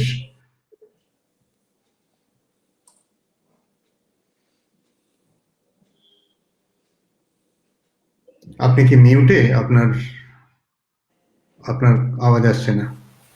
হ্যাঁ, প্ল্যাটফর্মে এবং এই অনুষ্ঠানে যারা উপস্থিত আছেন সকলকে নমস্কার জানিয়ে আমি আলোচনাটা খাদ্য সুরক্ষায় যাওয়ার আগে একটু অন্য জায়গা থেকে শুরু করছি। সেটা হচ্ছে যে বেসিক্যালি এই আইনটা যে সময় এসছে সেই ব্যাকগ্রাউন্ড এবং এই আইনটার বিরুদ্ধে কিছু একটা সাউন্ড আসছে মনে হচ্ছে কোথাও একটা, এবং এই আন্দোলনটাতে এই ডক্টর হাসান, আপনি কি আপনার মাইকটা মিউট করতে পারবেন? তাহলে বোধহয় সাউন্ডটা বন্ধ হবে। হ্যাঁ, এবং এই আইনটা যে সময়ে আনা হলো সেই প্রেক্ষাপট এবং আইনের বিরুদ্ধে বা তারও আগে অর্ডিন্যান্স যখন আনা হলো সেই অর্ডিন্যান্সের বিরুদ্ধে যারা প্রতিবাদে নামবেন তাদের দিকটা, এই দুটো দিক আমি একটু শুরুতে জানতে চাইছিলাম আলোচনা ঢোকার জন্য। কারণ হচ্ছে যে এই কৃষক আন্দোলন যেটা আজকে ভারতবর্ষে যথেষ্ট মানে শক্তিশালীভাবে সামনে এসছে, এই কৃষক আন্দোলনের একটা নির্দিষ্ট বৈশিষ্ট্য আমার যেটা চোখে পড়ছে সেটা হচ্ছে যে এই আন্দোলনটা কিন্তু বেসিক্যালি রাষ্ট্রের তরফ থেকে বলুন বা কেন্দ্রীয় সরকারের তরফ থেকে বলুন, কৃষকদের এক্সিস্টিং যে সিস্টেমটা আছে, যে ব্যবস্থার মধ্য দিয়ে তারা কৃষিকাজগুলো সম্পন্ন করছে, তার উপরে একটা আক্রমণ হিসাবে এসছে, যার বিরুদ্ধে তারা আক্রমণটাকে প্রতিরোধ করার চেষ্টা করছে। মানে আমি এইটা বলতে চাইছি যে এই কৃষকদের আন্দোলনটা কিন্তু অলরেডি যে সিস্টেমটা প্রিভেইল করে সেই সিস্টেমটাকে আরো একটা বেটার জায়গায় নিয়ে যাওয়ার জন্য আন্দোলন ছিল বা নেই এখনো পর্যন্ত, আমি যতটুকু যা বুঝতে পারছি। বেসিক্যালি এক্সিস্টিং যে সিস্টেম সেটাকে আরো নস্যাৎ করার চেষ্টা করা হচ্ছে, তাকে আটকানোর চেষ্টা। এইটার সাথে কিন্তু ধরুন ওয়েস্ট বেঙ্গলের পরিপ্রেক্ষিতে যদি আমরা দেখি, 40s যখন ওয়েস্ট বেঙ্গলে ধরুন কৃষকরা তেভাগার আন্দোলন করেছিল, সেটা কিন্তু প্রিভেইলিং সিস্টেম থেকে আরো উন্নত অবস্থায় যাওয়ার জন্য সেটা আন্দোলন ছিল কৃষকদের। তার ফলে এইখানে কিন্তু একেবারে কৃষকদের অংশগ্রহণের পরিপ্রেক্ষিতটা সম্পূর্ণ দুটো আলাদা আলাদা থাকছে হিস্টোরিক্যাল অ্যাসপেক্ট থেকে দেখতে গেলে। তেভাগার আন্দোলন বা এরকম আরো ভারতের অনেক কৃষক আন্দোলন ভারতবর্ষের বিভিন্ন রাজ্যে হয়েছে, যে আন্দোলনগুলো ছিল এক্সিস্টিং এগ্রিরিয়ান রিলেশনকে আরো উন্নত অবস্থায় নিয়ে যাওয়ার জন্য, কৃষিকাজকে আরো প্রগ্রেসের জায়গায় নিয়ে যাওয়ার জন্য সে আন্দোলন। আর এই আন্দোলনটা কিন্তু গড়ে উঠেছে এক্সিস্টিং সিস্টেমের উপর অ্যাটাককে আটকানোর জন্য, যেটা পশ্চিমবাংলাতেও আমরা 1 দশক আগে দেখেছি সিঙ্গুর নন্দীগ্রামের ক্ষেত্রে। সেটাও হচ্ছে এক্সিস্টিং অবস্থাটার উপরে অ্যাটাক ছিল, যেটাকে কৃষকরা প্রতিরোধ করার চেষ্টা করেছে। তার ফলে এই প্রতিরোধ আন্দোলনের ক্ষেত্রে যেটা হচ্ছে যে প্রশ্নটা হচ্ছে কৃষকরা তার ফলে সামিল হচ্ছে অনেক বেশি। এই আক্রমণটা তারা কিভাবে তারা ফিল করছে, আক্রমণটাতে তারা কতটা ক্ষতিগ্রস্ত হবে, এই জায়গাটাকে উপলব্ধি করার মধ্যে দিয়ে। এবং সেই জায়গা থেকে যদি বলেন যে আমি এই ব্যাপারে মানে শতকরা 100% নিশ্চিত যে এই আন্দোলনটাকে সবচেয়ে বেশি ক্ষতিগ্রস্ত হচ্ছে, এই আইনে সবচেয়ে বেশি ক্ষতিগ্রস্ত হচ্ছে যারা মনে করছে সেটা হচ্ছে পাঞ্জাব, হরিয়ানার বা পশ্চিম উত্তরপ্রদেশের কৃষকরা। কারণ এরাই সবচেয়ে বেশি আগে এই আন্দোলনে সামিল হয়েছে। কারণ হচ্ছে যে আইন তো সেপ্টেম্বরে পাস হলো, পাঞ্জাবের কৃষকরা এই নিয়ে বলা শুরু করেছে অর্ডিন্যান্স যখন হয়েছে। আমরা তখন পশ্চিমবাংলার লোকেরা করোনা নিয়ে শুধু ডুবে আছি, কোথায় অর্ডিন্যান্স হয়ে যে কৃষক আইনে কি কোথায় কি হয়ে যাচ্ছে বা আরো কোথায় কত কিছু হয়ে যাচ্ছে সেগুলো নিয়ে তখন আমরা বেশি ব্যস্তই নেই। আমরা সবাই অ্যাকচুয়ালি তখন করোনা নিয়ে বসে আছি। কিন্তু সেন্ট্রাল গভর্নমেন্ট সেই করোনা সিচুয়েশনটাকে কাজে লাগিয়ে একের পর এক জনবিরোধী আইন একের পর এক কার্যকরী করেছে। কিন্তু পাঞ্জাবের কৃষকদের উপর যেহেতু বা হরিয়ানার কৃষকদের উপর যেহেতু এটা অনেক বেশি অ্যাটাক হিসাবে ছিল, তাই জন্য তারা কিন্তু সেই সময় থেকেই এটা প্রোটেস্টের জায়গায় চলে গেছে। হোয়ারাস আমি বলবো যে ওয়েস্ট বেঙ্গলের জায়গা থেকে দেখলে বলা যেতে পারে যে আরো অন্যান্য রাজ্যের কথা অত বেশি দায়িত্ব নিয়ে বলা সম্ভব না, যে সেটা হচ্ছে যে ওয়েস্ট বেঙ্গলে কিন্তু এখনো প্রেজেন্টটা সেইভাবে এই জায়গাটায় এখনো প্রতিরোধ আন্দোলনের জায়গায় নেই। তো এই জায়গা থেকে দেখতে গেলে তাহলে যেটা হচ্ছে যে পাঞ্জাবের কৃষক, মইনুল সাহেব বলছিলেন যে অতটা পাঞ্জাব বা হরিয়ানার কৃষক হয়তো মান্ডি সিস্টেমের মধ্যে দিয়ে অতটা লাভ মানে উপকৃত হচ্ছে না, যদি আমি ভুল না বুঝে থাকি। কিন্তু আমি যদি একটু মানে একটু সার্ভে ডেটা দেখি তাহলে কিন্তু দেখা যাবে যে পাঞ্জাব বা হরিয়ানা এইসব জায়গায় কৃষকরা কিন্তু খাদ্যশস্য বিক্রির ক্ষেত্রে তারা অ্যাকচুয়ালি সরকারি মান্ডি ব্যবস্থার উপর যথেষ্ট নির্ভরশীল। তারা বেসিক্যালি মানে প্রাইভেট ট্রেডারদের উপরে কাছে তারা খুবই কম বিক্রি করে। এবং তার একটা বড় কারণ এটা হচ্ছে যে আমার যেটা মনে হয় যে তার রিভার্স পিকচারটা পশ্চিমবঙ্গে আছে, যে এখানে বেসিক্যালি কৃষকরা সরকারি মান্ডিগুলোতে খুব কমই বিক্রি করে, বেশিরভাগটাই এখানে প্রাইভেট প্লেয়ারদের কাছেই বিক্রি হয় এবং যারা গ্রামে গিয়ে বা গ্রামের কাছে কোনো জায়গাতে কালেক্ট করছে। তো তার কারণ হচ্ছে পাঞ্জাবের কিন্তু কৃষকদের বেশিরভাগ অংশটা হচ্ছে অ্যাকচুয়ালি মানে মার্জিনাল ফার্মার নয়, তারা তারা তারা প্রত্যেকেই হচ্ছে অনেক বেশি পরিমাণ জমি তারা তাদের কাছে আছে, তাদের এগ্রিকালচারাল অপারেশনাল হোল্ডিংগুলো অনেক বড়। তার ফলে তারা যেটা হচ্ছে যে তারা যে পরিমাণ চাষ করে তাদের যে ফিনান্সিয়াল স্ট্যাটাস সেই জায়গার উপর দাঁড়িয়ে তারা যেটা করতে পারে যে অভাবী বিক্রি বলে যে একটা কথা চালু আছে কৃষকদের মধ্যে, সেই অভাবী বিক্রির সিচুয়েশনটা তারা ফেস করে না, কারণ তারা সেই বার্গেনিং জায়গায় থাকে তারা। কিন্তু বেঙ্গলের কৃষক সেই জায়গায় থাকে না। যেমন আমি কালকে একজনের সাথে কথা হচ্ছিল পুরুলিয়ার বিষয়ে, যে সেটা হচ্ছে সেখানে মান্ডিটা 15 কিলোমিটার দূরে। তো 15 কিলোমিটার দূরে তারা অ্যাক্সেস করার ক্ষেত্রে তাদের একটা অসুবিধা বোধ নেই, কিন্তু সেখানে বিক্রি করতে গেলে সেখানে 1.5 মাস পরে টাকা পাওয়া যায়, 1-1.5 মাস পরে টাকা পাওয়া যায়। এর ফলে অত দেরি করার অবস্থায় থাকে না কোনো ক্ষুদ্র বা প্রান্তিক কৃষক।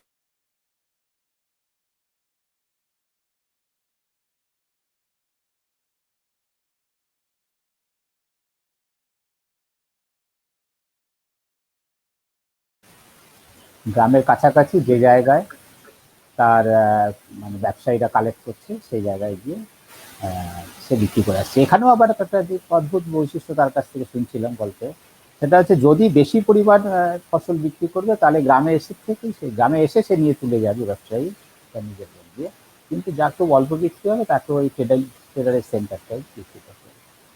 তো এই জায়গা থেকে আমি বলতে চাইছি যেটা, সেটা হচ্ছে যে জিনিসটাতে কিন্তু একটা মানে সমস্যার দিক দুদিক থেকে আছে। এই আইনটা কৃষির পক্ষে ভালো নয়, খাদ্য সুরক্ষার পক্ষে ভালো নয়, এটা নিয়ে কোনো সংশয় নেই। কৃষির পক্ষে কেন ভালো নয় ইত্যাদি মইনুল সাহেব অনেক আলোচনা করেছে, আমি খাদ্য সুরক্ষার দিক নিয়ে কিছুটা বলবার চেষ্টা করি। আপনার এই কথা আইন বন্ধ হয়ে গেছে। কৃষকদের এই আইনটায় প্রভাবিত করার জায়গাটা কিন্তু সব জায়গায় একরকম নয়। যে পশ্চিমবাংলার কৃষকের মান্ডি ব্যবস্থার থেকে খুব বেশি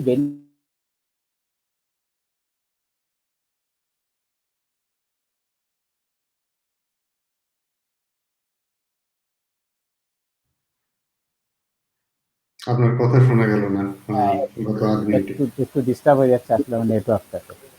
তো সে কারণে সে কিন্তু সেই জায়গাটায় তার অংশগ্রহণটা নিশ্চিত হচ্ছে না। একইভাবে যদি বলেন যে কন্ট্রাক্ট, এবং আমি বলবো যে এই ক্ষেত্রে কৃষকদের মোবিলাইজ করার প্রশ্নে যে শক্তিগুলি যেখানে যে চেষ্টা করছে, শোনা যাচ্ছে, হ্যাঁ, কৃষকদের মোবিলাইজ করার প্রশ্নে উত্তর ভারত এবং এই আমাদের পশ্চিমবাংলার মতো রাজ্যগুলোর মধ্যে পার্থক্য থাকছে যে ওইখানে কৃষকরা কিন্তু মূলত তাদের ইউনিয়নগতভাবে অনেক বেশি আবার বন্ধ।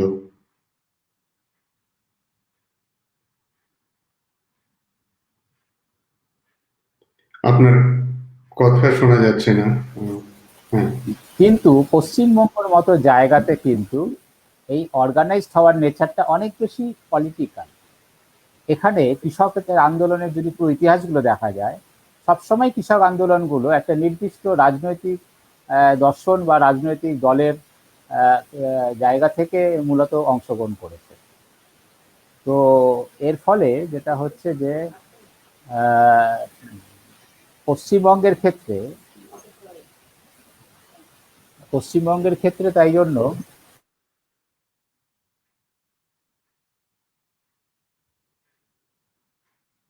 আপনার ভয়েস প্রবলেম হয়ে যাচ্ছে। তো এর ফলে যেমন পশ্চিমবঙ্গের কৃষকদের মোবিলাইজ করার জন্য আমি বলতে চাইছি পলিটিক্যাল মহলে একটা কথা চালু আছে দেখতে পাচ্ছি, সেটা হচ্ছে নীল চাষের উদাহরণ দেওয়া।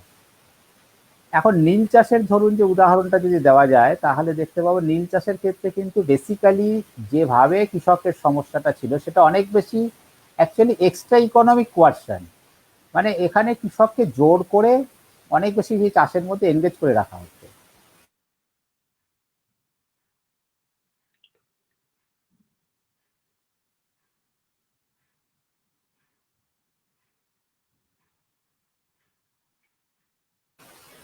আমাদের এখানকার কৃষিতে অলরেডি কৃষকরা এমন এমন জায়গায় নিজেরা চাষের ক্ষেত্রে নিজেদের চাষের ধানের জমিকে কোথাও চা বাগানের জন্য, কোথাও ফুল চাষের জন্য এই ধরনের মানে ল্যান্ড ইউজের ধরন পাল্টেছে বা পাল্টাচ্ছে। তার ফলে কৃষকের কাছে বলুন আর কর্পোরেটের কাছে বলুন, বেসিক্যালি তাদের ইন্টারেস্ট হচ্ছে কোথা থেকে ম্যাক্সিমাম সে ইনকাম বা প্রফিট আর্ন করতে পারবে। তাহলে কৃষকও যদি দেখে যে সেটা হচ্ছে যে ধানের তুলনায় মানে চা করলে তার ভালো হয়, চা চাষ করলে, তাহলে সে চা চাষের জন্যই তার জমি করে দেবে। এর ফলে এই ক্রাইসিসটা কন্ট্রাক্ট ফার্মিং এর জন্য শুধু আছে তা নয়, মানে আমি বলতে চাইছি যে এর ফলে আমি যদি দেখাই যে নীল চাষের উদাহরণ, তাহলে সেটা এক্সট্রা ইকোনমিক কোয়ারশন, যে জিনিসটা কিন্তু কৃষক পারসিভ করার জায়গা থাকবে না। কারণ কন্ট্রাক্ট ফার্মিং এ তার কাছে যেটা ইমিডিয়েট ইস্যু আসবে সেটা হচ্ছে সে আমার সাথে একটা কন্ট্রাক্টে আসবে, সে প্রডিউসটা নেওয়ার জন্য হোক বা আমাকে ফার্ম সার্ভিসগুলো দিয়ে প্রডিউসটা নেওয়ার জায়গায় হোক, যে তুমি এই চাষটা করলে আমি এই দামে ইত্যাদি করে নেব। এর ফলে আমি বলতে চাইছি যে কৃষকদেরকে এখানে জড়ো হওয়ার ক্ষেত্রে, এই আন্দোলনের ক্ষেত্রে একটা যেমন মেটেরিয়াল বেসিসের কিছু উইকনেস আছে পশ্চিমবাংলার মতো রাজ্যগুলোতে, আবার একই সাথে মোবিলাইজ করার যে ভিশনটা সামনে রাখা হচ্ছে সেই ভিশনটার ক্ষেত্রে একটা লিমিটেশন থাকছে, যেটা সে কি কি ক্রাইসিসের মধ্যে পড়তে পারে আইনটার ফলে সেইটাকে পুরোপুরি সামনে আনার ক্ষেত্রে একটা সমস্যা থাকছে। এবার আমরা যদি দেখি যে মানে কৃষকদের কম্পোজিশনটা, যে কৃষকদের কম্পোজিশনটা হচ্ছে পশ্চিমবাংলায় বেসিক্যালি সেন্সাস যদি হিসাবে দেখেন, যে সেন্সাসে কাল্টিভেটারকে কৃষক হিসাবে যেটা দেখা হয় সেটা ভেরি পুয়ার পার্সেন্টেজ পশ্চিমবঙ্গের মতো জায়গাতে, সেটা মাত্র 15%-এর মতো। আর অপোজিটে যদি এগ্রিকালচারাল লেবার দেখেন সেটা হচ্ছে আপনার মোস্ট প্রবাবলি 29%-এর মতো। তো এগ্রিকালচার লেবার মানে তারা কোনো কৃষি করে না তা নয়, এগ্রিকালচার লেবাররা আপনার ভয়েস বন্ধ হয়ে গেছে এবার।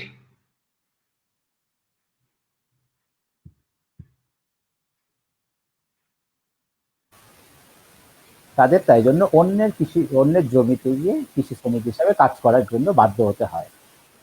তো এর ফলে এই ডেটাগুলো তো একটা জিনিস এটাও দেখাচ্ছে, সেটা হচ্ছে যে এত অল্প সংখ্যক বেশি জোটের মালিক এখানে আছে, যে বেশিরভাগটাই ক্ষুদ্র কৃষক, বেশিরভাগটাই প্রান্তিক কৃষক, যে তাদের কাছে এই আইনগুলোর এফেক্টগুলো অনেক মানে কৃষক হিসাবে অনেক তারা কম দেখতে পাচ্ছে আমার বলে মনে হয়। কিন্তু আমরা যদি একটু অন্য অ্যাসপেক্ট থেকে দেখি, যে এই আইনটা কি শুধু কৃষকদেরই ক্ষতিগ্রস্ত করবে, নাকি এটা একটা ব্রডার কমিউনিটিকেও অ্যাকচুয়ালি এফেক্ট করবে, এখানেই অ্যাকচুয়ালি ফুড সিকিউরিটি কোশ্চেনটা আসছে। যে ফুড সিকিউরিটি কোশ্চেন থেকে যদি আমরা দেখি, নয়, এই আইনের শিকার কিন্তু ব্যাপক মানুষ।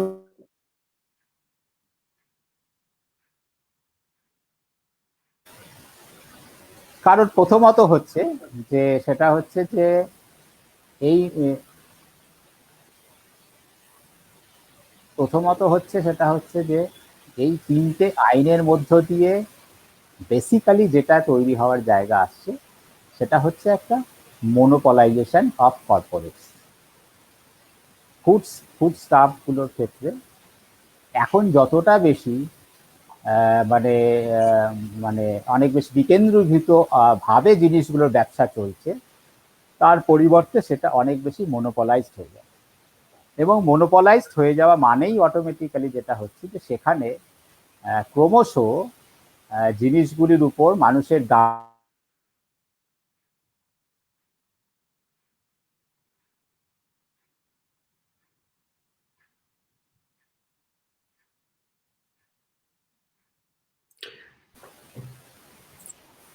আমরা আমরা বরাবর দেখেছি যে সেটা হচ্ছে যে এগ্রিকালচারাল প্রোডাক্টের ক্ষেত্রে জেনারেলি যে পারচেস করে, মানে সেই পাইকার বলুন কর্পোরেট বলুন, সে বেসিক্যালি প্রাইসটা ঠিক করে যে কততে সে কিনবে। কিন্তু যখন কোম্পানি কোনো প্রোডাক্ট বিক্রি করে আমাদের কাছে, তখন কিন্তু পারচেজার অ্যাকচুয়ালি প্রাইসটা ঠিক করে না, বেসিক্যালি কোম্পানি ঠিক করে দিচ্ছে। মানে এইখানে একদম একটা ডায়ামেট্রিক্যাল অপোজিট পিকচার প্রিভেল করে। এটা খুব ইম্পর্টেন্ট ব্যাপার নোট করার জন্য, যে চাষির কাছ থেকে যখন আলু কেনা হচ্ছে, সে আজকের ফোরে হোক কালকের কর্পোরেট হোক, তারা অ্যাকচুয়ালি প্রাইসটা ফিক্স করবে, কারণ তারাই বার্গেনিং ক্যাপাসিটির জায়গায় থাকবে বা থাকে। কিন্তু কর্পোরেট যখন আলুর চিপসটা আমাদের কাছে এনে দেয়, তখন যারা কেনে তারা দামটা ঠিক করার জায়গা থাকে না। এই যে একটা অপোজিট পজিশন আছে, এটা হওয়া মানেই হচ্ছে যে আমরা যে ফুড স্টাফগুলো কিনতে চাইবো সেগুলোর উপর আমাদের নিয়ন্ত্রণ থাকবে না। তার ফলে মিনিমাম সাপোর্ট প্রাইস উঠে যাওয়া বলুন, বা মিনিমাম সাপোর্ট প্রাইস যদি থেকেও মান্ডি সিস্টেমকে উইক করে দেওয়া হয়, তার ফলে সেখানে বেসিক্যালি মোনোপলাইজেশনের রাস্তাই ওপেন হবে। কারণ আপনার যদি মান্ডি সিস্টেমটাকে উইক করে দিয়ে মিনিমাম সাপোর্ট প্রাইস রেখে দেওয়া হয়, তাতে কৃষকের কোনো বার্গেনিং ক্যাপাসিটি ফাইনালি থাকবে না, কারণ মান্ডি সিস্টেম উইক করার কারণ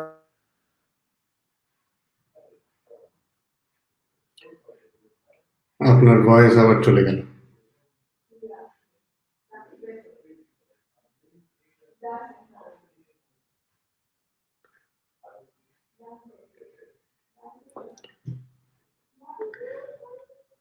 মানবেশ, অনেকক্ষণ আপনার কথা শোনা যাচ্ছে না। আপনি শুনতে পাচ্ছেন আমার কথা?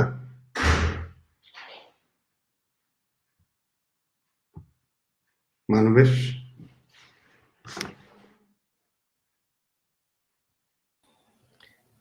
আহ, শ্রীজ্ঞান, হ্যাঁ, একটু একটু একটু একটু ডিস্টার্ব এই হচ্ছে। এই কারণে যে মানবেশ, গত 1 মিনিট প্রায় আপনার কথা শোনা যায়নি।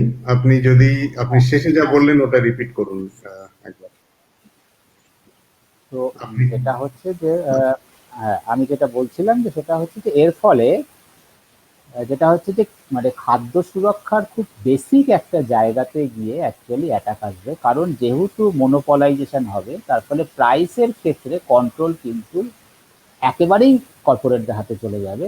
এবং এসেনশিয়াল কমোডিটিস অ্যাক্টের অ্যামেন্ডমেন্ট হচ্ছে বেসিক্যালি সেটাকে স্মুথ করার জন্য, কারণ আগে যেহেতু যত খুশি মজুত করার রাইটটা থাকতো না, প্রক্রিয়র করার ক্ষেত্রে সেল করার ক্ষেত্রে রেস্ট্রিকশন থাকতো এই এসেনশিয়াল কমোডিটিস অ্যাক্টের মধ্য দিয়ে, সেই ব্যারিয়ারটা তুলে দেওয়ার মধ্যে যেটা করা হলো মনোপলাইজেশনের জায়গাটা শুরু হলো। এর ফলে ফুড সিকিউরিটির যে বেসিক কথা, যে ফুড সিকিউরিটি বেসিক কথা কিন্তু আমাদের ফুড সিকিউরিটি অ্যাক্টেও বলা আছে, সেটা হচ্ছে সকলের কাছে যাতে ফুড অ্যাক্সেস, সকলে যাতে ফুডটাকে অ্যাক্সেস করতে পারে, সেটা কিন্তু ভীষণ ক্রাইসিসের মধ্যে পড়ে যাবে। আপনাদের ফুড সিকিউরিটি অ্যাক্টের আমি একটা লাইন আর কি আপনাদের বলে শোনাতে আগ্রহ নেব। সেটা হচ্ছে যে সেখানে বলাই হয়েছিল একদম শুরুতে অ্যাক্টের, যে এই অ্যাক্ট হচ্ছে an act to provide for food and nutritional security in human life cycle approach by ensuring access to adequate quantity of quality food at affordable prices. কথাটা খেয়াল করা দরকার হচ্ছে অ্যাট অ্যাফোর্ডেবল প্রাইসেস। তো অ্যাফোর্ডেবল প্রাইসেসটা নিশ্চিত করতে গেলে স্টেট ইন্টারভেনশন তার মধ্যে না থাকলে, শুধুমাত্র মার্কেটের নিয়মে যদি সেটা চলে, তাহলে কখনোই অ্যাফোর্ডেবল প্রাইস কথাটার কোনো মানে হয় না, কারণ মার্কেটের নিয়মে সেটা অ্যাফোর্ডেবল প্রাইস হতে পারে, বিলো দ্য অ্যাফোর্ডেবল প্রাইস হতে পারে, মানে খুব সস্তায় বিক্রি হয়ে যেতে পারে। যেমন গত বছর বা তার আগের বছর টমেটো খুব সস্তায় বিক্রি হচ্ছিল, চাষির কাছে টমেটো কালেক্ট করাটাও দেখা যাচ্ছে লোকসানের ব্যাপার হয়ে দাঁড়াচ্ছিল। আবার একইভাবে মাছ হায়ার দেন অ্যাফোর্ডেবল প্রাইস হয়ে যেতে পারে, যেভাবে এখন তেল আর আলুর দামটা অনেক বেড়ে গেছে। তার ফলে মার্কেটের নিয়মের উপর দাঁড়িয়ে যদি শুধু চলতে হয় তাহলে অ্যাফোর্ডেবল প্রাইস কখনো এনশিওর করা যায় না। আর এসেনশিয়াল কমোডিটিস অ্যাক্টের মধ্য দিয়ে সেটাকে এনশিওর করার চেষ্টা করা হয়েছিল অ্যাফোর্ডেবল মানে প্রাইসকে। এর ফলে এসেনশিয়াল কমোডিটিস অ্যাক্টের অ্যামেন্ডমেন্ট হচ্ছে একটা সাংঘাতিক জিনিস। এবং বাকি দুটো কৃষি আইন, যে এটা হচ্ছে মানে মানুষের খাদ্যের ক্ষেত্রে অ্যাক্সেসকে জেনারেল ভাবে ভীষণ মানে দুর্বল করে দেয়। এর সাথে সাথে এবার যেটা হচ্ছে যে পিডিএস সিস্টেম, গভর্নমেন্টের প্রকিউরমেন্ট সিস্টেম তাহলে কিভাবে হবে? সেটা যদি মান্ডি সিস্টেম উইক করে দেয়, সে যদি মিনিমাম সাপোর্ট প্রাইসের জায়গাটাকে দুর্বল করে দেয়, তো তাহলে গভর্নমেন্ট কিভাবে অ্যাকচুয়ালি মানে তার পিডিএস সিস্টেমকে ফাংশন করাবে? এই জিনিসগুলো এখনই অতটা খুব পরিষ্কার করে বলা যাচ্ছে তা আমি বলবো না, কিন্তু আমি বলবো যে পিডিএস সিস্টেমকে ফাংশনাল করার জন্য যেটা দরকার, যে গভর্নমেন্টের এই ফুড স্টাফের উপরে যে কন্ট্রোল থাকা দরকার যাতে সে নিশ্চিত করতে পারে তার রিকোয়ারমেন্টকে প্রকিওর করা, সেটা কিন্তু এই আইনগুলোর মধ্য দিয়ে ভার্চুয়ালি চ্যালেঞ্জ হওয়ার জায়গায় থাকছে। এবং যদি ফুড সিকিউরিটি অ্যাক্টের জায়গা আপনারা দেখেন শিডিউল 3-এ সেখানে বলাও আছে যে সেটা হচ্ছে যে ল্যান্ডের যাতে অন্য কোনো রকম মানে খাদ্যশস্য সুনিশ্চিতভাবে পাওয়ার জন্য ল্যান্ড যাতে অন্য কোনোভাবে ডাইভার্টেড না হয় সেটাকে দেখতে হবে স্টেটকে। কিন্তু আপনি যখন কন্ট্রাক্ট ফার্মিংয়ে যাচ্ছেন, যেখানে অ্যাকচুয়ালি কর্পোরেটের কাছে প্রফিট মোটো ছাড়া আর কোনো মানে নেই অন্য কিছুর জন্য, তার ফলে সে মানে আপনার খাদ্যশস্য সুনিশ্চিত করতে হবে এরকম কোনো তো দরকার নেই, তার কাছে যেটা প্রফিট মেকিং হবে সেইটা সে জায়গায় যায়, তাতে খাদ্যে যাওয়া হোক, তাদের দরকার পড়লে 1960 সালের মতো আবার না হয় আবার আমেরিকা থেকে আমরা PL 408 মনে হয় ওটা কত যেন ছিল, ওই বম না হয় আবার আমদানি করবে। হ্যাঁ, তো এর ফলে যেটা হচ্ছে যে এটা কিন্তু ভার্চুয়ালি যে ব্যবস্থাটা হয়েছে এটা একটা পিডিএস সিস্টেমের উপর চ্যালেঞ্জ আনছে। এবার যদি প্রেক্ষাপটটা দেখেন যে গভর্নমেন্ট এই access to food at affordable prices বা পিডিএস সিস্টেম এইগুলো এনশিওর করার ক্ষেত্রে গভর্নমেন্ট কি সত্যিই খুব বেশি সিরিয়াস? তার সিরিয়াস যদি হয় তাহলে এই আইনটা অর্ডিন্যান্স হিসাবে কখন আনা হলো? এই আইনটা অর্ডিন্যান্স হিসাবে আনা হয়েছে অ্যাকচুয়ালি জুন মাসে, যে সময় লকডাউনের এফেক্টে সারা ভারতবর্ষের মানুষ সাংঘাতিকভাবে বিব্রত হয়ে আছে, সাংঘাতিক সমস্যার মধ্যে আছে। আর সেই সময় এই অর্ডিন্যান্স আনা হলো, মানে অর্ডিন্যান্স আনা মানে খুব দ্রুত তাই আইনটা কার্যকরী করতে চায় তাই অর্ডিন্যান্স, এবং সেপ্টেম্বরে তারা আইন পাশও করিয়ে নিল। এবং তারপর থেকে আমরা দেখলাম হু করে জিনিসপত্রের কিছু কিছু জিনিসের দাম বাড়তে শুরু করে দিয়েছে। তো এই গোটা পার্সপেক্টিভটা দেখায়, সেটা হচ্ছে গভর্নমেন্ট বেসিক্যালি এই ফুড সিকিউরিটি কোশ্চেনটা নিয়ে সেন্ট্রাল গভর্নমেন্ট খুব বেশি চিন্তিত নয়। তাই আমি শুরুতে যেটা বলছিলাম যে ব্যাকগ্রাউন্ড, যে কোন ব্যাকগ্রাউন্ডে নিয়ে আসা হয়েছে আইনটাকে আমাদের ভারতবর্ষের যে পরিস্থিতির পরিপ্রেক্ষিতে, সেই ব্যাকগ্রাউন্ডটাই একটা অ্যাকচুয়ালি গভর্নমেন্টের এই ক্ষেত্রে মোটিভ প্রমাণ করে যে গভর্নমেন্ট ফুড সিকিউরিটি নিয়ে ভাবনা চিন্তা করতে মোটেই রাজি নয়। আর আইনটা ইটসেলফ প্রুফ করছে যে মনোপলি অফ কর্পোরেট এবং পিডিএস সিস্টেমের ভার্চুয়াল মানে ক্রাইসিসে ফেলে দেওয়ার জায়গায় যাওয়ার মধ্য দিয়ে basically affordable access to food at affordable prices, বা যে মানুষরা পিডিএস সিস্টেমের মধ্যে দিয়ে সুবিধা পেতে পারে তারা কিন্তু ক্রাইসিসের মধ্যে যাচ্ছে। এবং এই জায়গা থেকে আমি বলবো যে পশ্চিমবাংলার মতো রাজ্য, যেখানে মান্ডি ব্যবস্থা দুর্বল, যেখানে ক্ষুদ্র প্রান্তিক কৃষকের সংখ্যা বেশি, যেখানে একটা বিপুল সংখ্যক মানুষ আছে শহরে যারা হচ্ছে ওপার বাংলা থেকে এসছে, যারা অ্যাকচুয়ালি ছিন্নমূল্য, যাদের অ্যাকচুয়ালি রেশন ব্যবস্থার উপর যথেষ্ট নির্ভরশীলতা আছে, এই ধরনের মানুষের কিন্তু অ্যাফোর্ডেবল প্রাইসে ফুড অ্যাক্সেস করার প্রয়োজন either PDS system or general open market থেকে ভীষণ দরকার। তার ফলে সেটা যদি চ্যালেঞ্জ হয়ে যায় এই আইনগুলোর মধ্য দিয়ে, তাহলে কিন্তু মানুষগুলোর কাছে মানে এই আইনের বিরুদ্ধে দাঁড়ানো ছাড়া কোনো উপায় থাকে না। এর ফলে কৃষকদের এখানে আন্দোলনের অংশগ্রহণের বাস্তবতাটা পাঞ্জাব হরিয়ানার তুলনায় রিলেটিভলি উইক হলেও ব্রডার অ্যাসপেক্ট থেকে যদি ভাবা হয় যে শুধু কৃষক নয়, ব্যাপক মানুষকে জড়ো করার প্রশ্নের জায়গা থেকে, তাহলে কিন্তু এখানে বেসিক্যালি ওয়েস্ট বেঙ্গলের মতো রাজ্য খুব স্ট্রং একটা পোটেনশিয়াল সেন্টার হয়ে যেতে পারে ভার্চুয়ালি, যেটা এখানে কৃষি আইনের বিরুদ্ধে শক্তিশালী আন্দোলনে বেস করে দিতে পারে। তারপরে ফুড সিকিউরিটির অ্যাঙ্গেল থেকে, কৃষকের অ্যাঙ্গেল থেকে আমি বলবো যে পশ্চিমবাংলা কিন্তু একটা বড় জায়গা ভবিষ্যতে নিয়ে নিতে পারে। আমি এখানটায় একটা ইচ্ছে করে একটা counter point, provoking counter point inject করছি, যেটা কিনা সরকার পক্ষের যে সমস্ত অর্থনীতিবিদ মূলত তাদের বক্তব্য, এবং আমি এই কাউন্টার পয়েন্টটা সম্পর্কে আপনাদের দুজনের রিয়াকশন জানতে চাইব। কাউন্টার পয়েন্টটা হচ্ছে এই: ভারতবর্ষের রাজনীতি যেহেতু মূলত ভোট কেন্দ্রিক রাজনীতি এবং ভোটের উইনেবিলিটিকে মাথায় রেখে রাজনৈতিক দলগুলি নিজেদের প্রোগ্রাম এবং ক্ষমতার বিন্যাস করে, এবং ভোট কেন্দ্রিক রাজনীতিতে যে ক্ষমতাশীল সরকার, তাদের কাছে, সাধারণ মানুষের কাছে তাদের বন্ধুভাবাপন্ন ভাবমূর্তি বজায় রাখা সাধারণভাবে জরুরি। সুতরাং ফুড সিকিউরিটি যদি ব্যাহত হয়, দেশে যে সামগ্রিকভাবে, এবং তাতে যদি জিনিসপত্রের দাম বেড়ে যায়, সাধারণ মানুষ, গরিব মানুষ বিশেষত, তারা যদি খাবার কিনে খাবার মতো অবস্থায় না থাকেন এবং তার জন্য যদি একটা মন্বন্তরের মতো বিষয় আসে, এই অর্থনীতিরা বলছে সেটা রাজনৈতিকভাবে ভায়াবল নয়। কোনো সরকারই সেটা করতে চাইবে না যে জনগণকে এতটাই চটিয়ে দেওয়া, তাদের মুখের গ্রাস কেড়ে নিয়ে, যে যে তারা সরকারের স্বরূপ বুঝে নিয়ে তাদের আর পুনর্নির্বাচিত করলেন না। এখন এইটা যদি যুক্তি হয়, তাহলে সরকারের পক্ষে বা কোনো ক্ষমতাশীল রাজনৈতিক দলের পক্ষে ফুড সিকিউরিটিকে ব্যাহত করাটা আপাতভাবে মানে অমূলক আশঙ্কা মনে হয়। এই বিষয়ে আপনাদের কি মতামত? ডক্টর হাসান, আপনি শুরু করুন।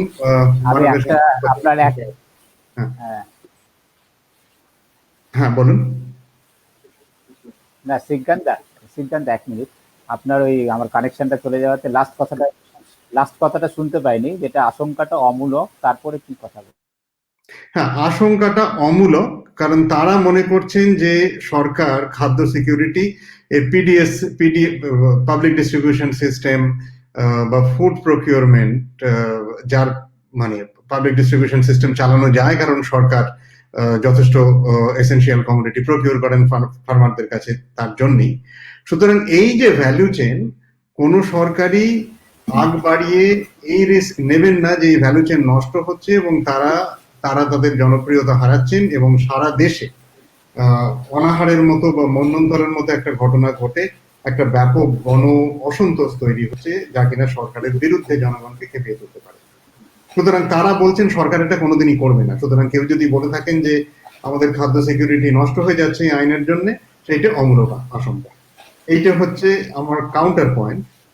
আমি বলছি না আমি এতে বিশ্বাস করি, কিন্তু আমি আপনাদের মতামত জানতে চাইবো।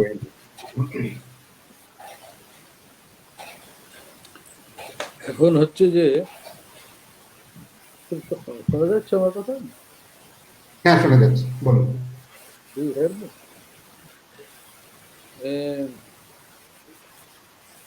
হাঙ্গার লিস্ট তো বেরিয়েছে, ইউএনএ থেকে হাঙ্গার লিস্ট আপনি নিশ্চয়ই দেখেছেন।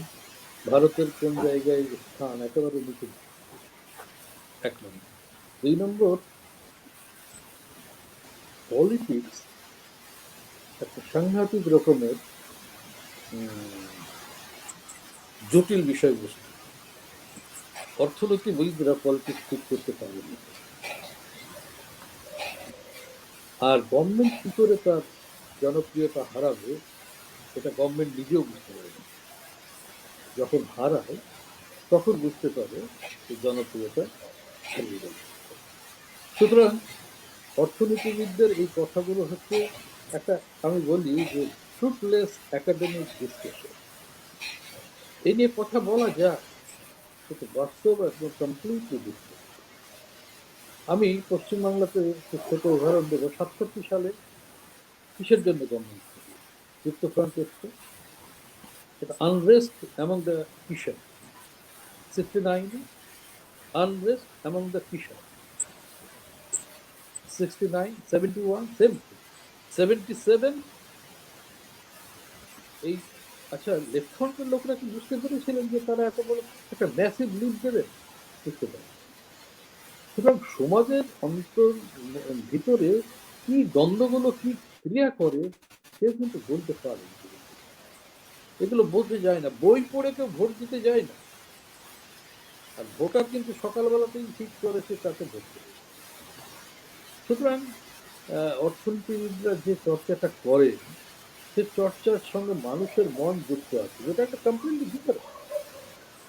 সুতরাং এই যে সরকার চাইবে না যে হাঙ্গার চলে আসুক, সরকার চাইবে না, আরে বাবা, সরকার যদি না চায় তাহলে সুজান বাবু বললেন যে পিডিএস, সবাই তো বলছে পিডিএস। আরে পিডিএস এর আইন তো পাল্টে গেছে। পিডিএস তো এখন হয়ে গেছে টার্গেটেড ডিস্ট্রিবিউশন সিস্টেম, পিডিএস হয়ে গেছে, লক্ষ্য মাত্রার মতন হয়ে গেছে। There is no public distribution. এখন করোনার সময়তে কেউ বলছে 2 মাস পর্যন্ত রেশন চলবে, কেউ বলছে সবার জন্য রেশন চলবে। Completely different. তবে এটার সঙ্গে আমি একমত যে হ্যাঁ ঠিকই, যে খাদ্য একটা বেসিক নিড মানুষের। তো মানুষ যদি বেশি দিন খাবার না পায় তাহলে তো সে হবেই। সেই জন্য খাবারটা দেওয়ার চেষ্টা করে গভর্নমেন্ট। কিন্তু শুধু এই কারণের জন্য গভর্নমেন্ট করে তা কিন্তু নয়। হ্যাঁ, আরে হাঙ্গারটা কি মন্বন্তর কি শুধু এই কারণে হয়েছিল যে দেয়ার ইজ নো ফুড? একেবারে তার জন্য নয়। Because there is no democracy. Democracy ছিল না বলে মন্বন্তর হয়েছিল, সবাই জানে। প্রফেসর আহমেদ হোসেন তো যথেষ্ট ভালো করে বলেছে।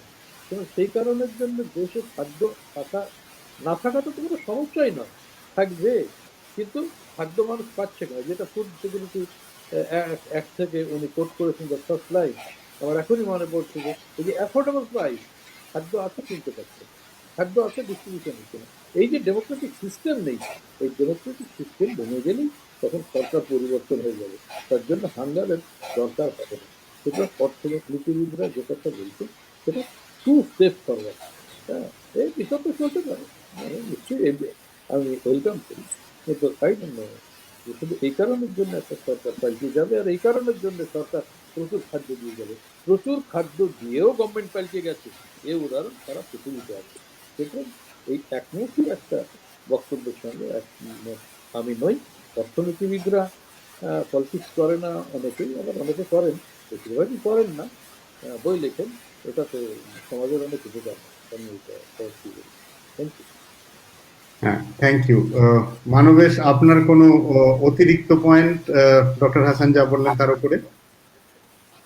আমি অতিরিক্ত বলবো না, আমি আমার যেটা মনে হচ্ছে এই বিষয়ে বলবো।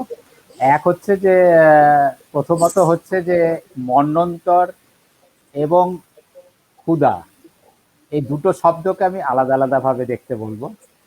মানে 1943-তে যেটা হয়েছিল ইংরেজিতে যেটাকে ফেমিন বলা হচ্ছে, অ্যাকচুয়ালি পোস্ট 47 আমরা ফেমিন দেখিনি। কিন্তু ক্ষুধা বা হাঙারে ক্রাইসিসের মধ্যে কিন্তু আমরা বরাবর আছি।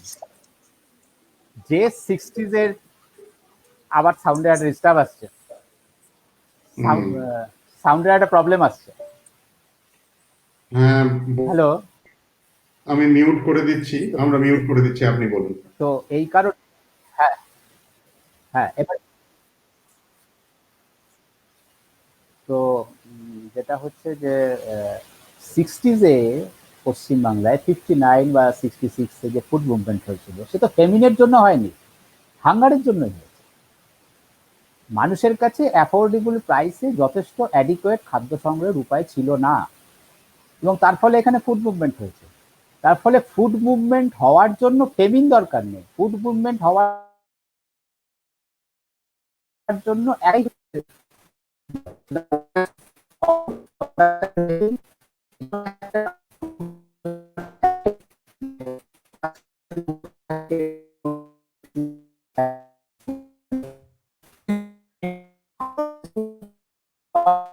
না, আপনার কথা একদমই শোনা যাচ্ছে না।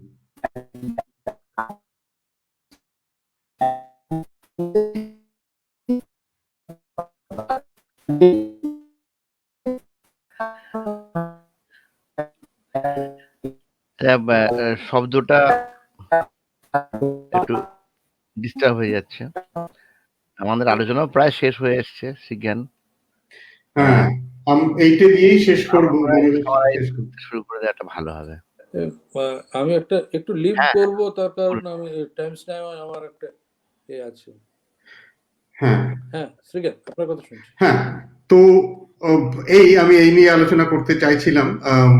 আর যে দুটো বিষয় নিয়ে আজকে আলোচনা করা গেল না, সেইটাই আমরা পরবর্তীকালে একটি ডেডিকেটেড আলোচনা করার আশা রাখবো। সেইটা হচ্ছে তাহলে ভারতবর্ষের কৃষি সমস্যার সমাধানগুলি কি কি। ভারতবর্ষের কৃষি সমস্যার সমাধান যদি আনতে হয়, আপনি উল্লেখ করেছেন যে ভূমি সংস্কার এবং তৎসংক্রান্ত আইন এগিয়ে নিয়ে যাওয়া, এইটা একটু গভীরে গিয়ে বোঝার দরকার আছে।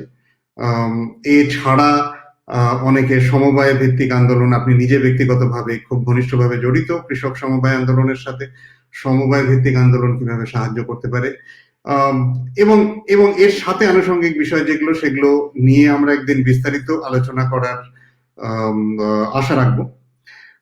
তো আজকের আলোচনা, অভিজিৎ, আমার মনে হয় এখানেই শেষ করা যাক, কারণ এই বিষয়টা নিয়ে, অসমাপ্ত বিষয়টা নিয়ে এখন আলোচনায় ঢুকলে আরো অন্তত আধ ঘন্টা 45 মিনিট লাগবে।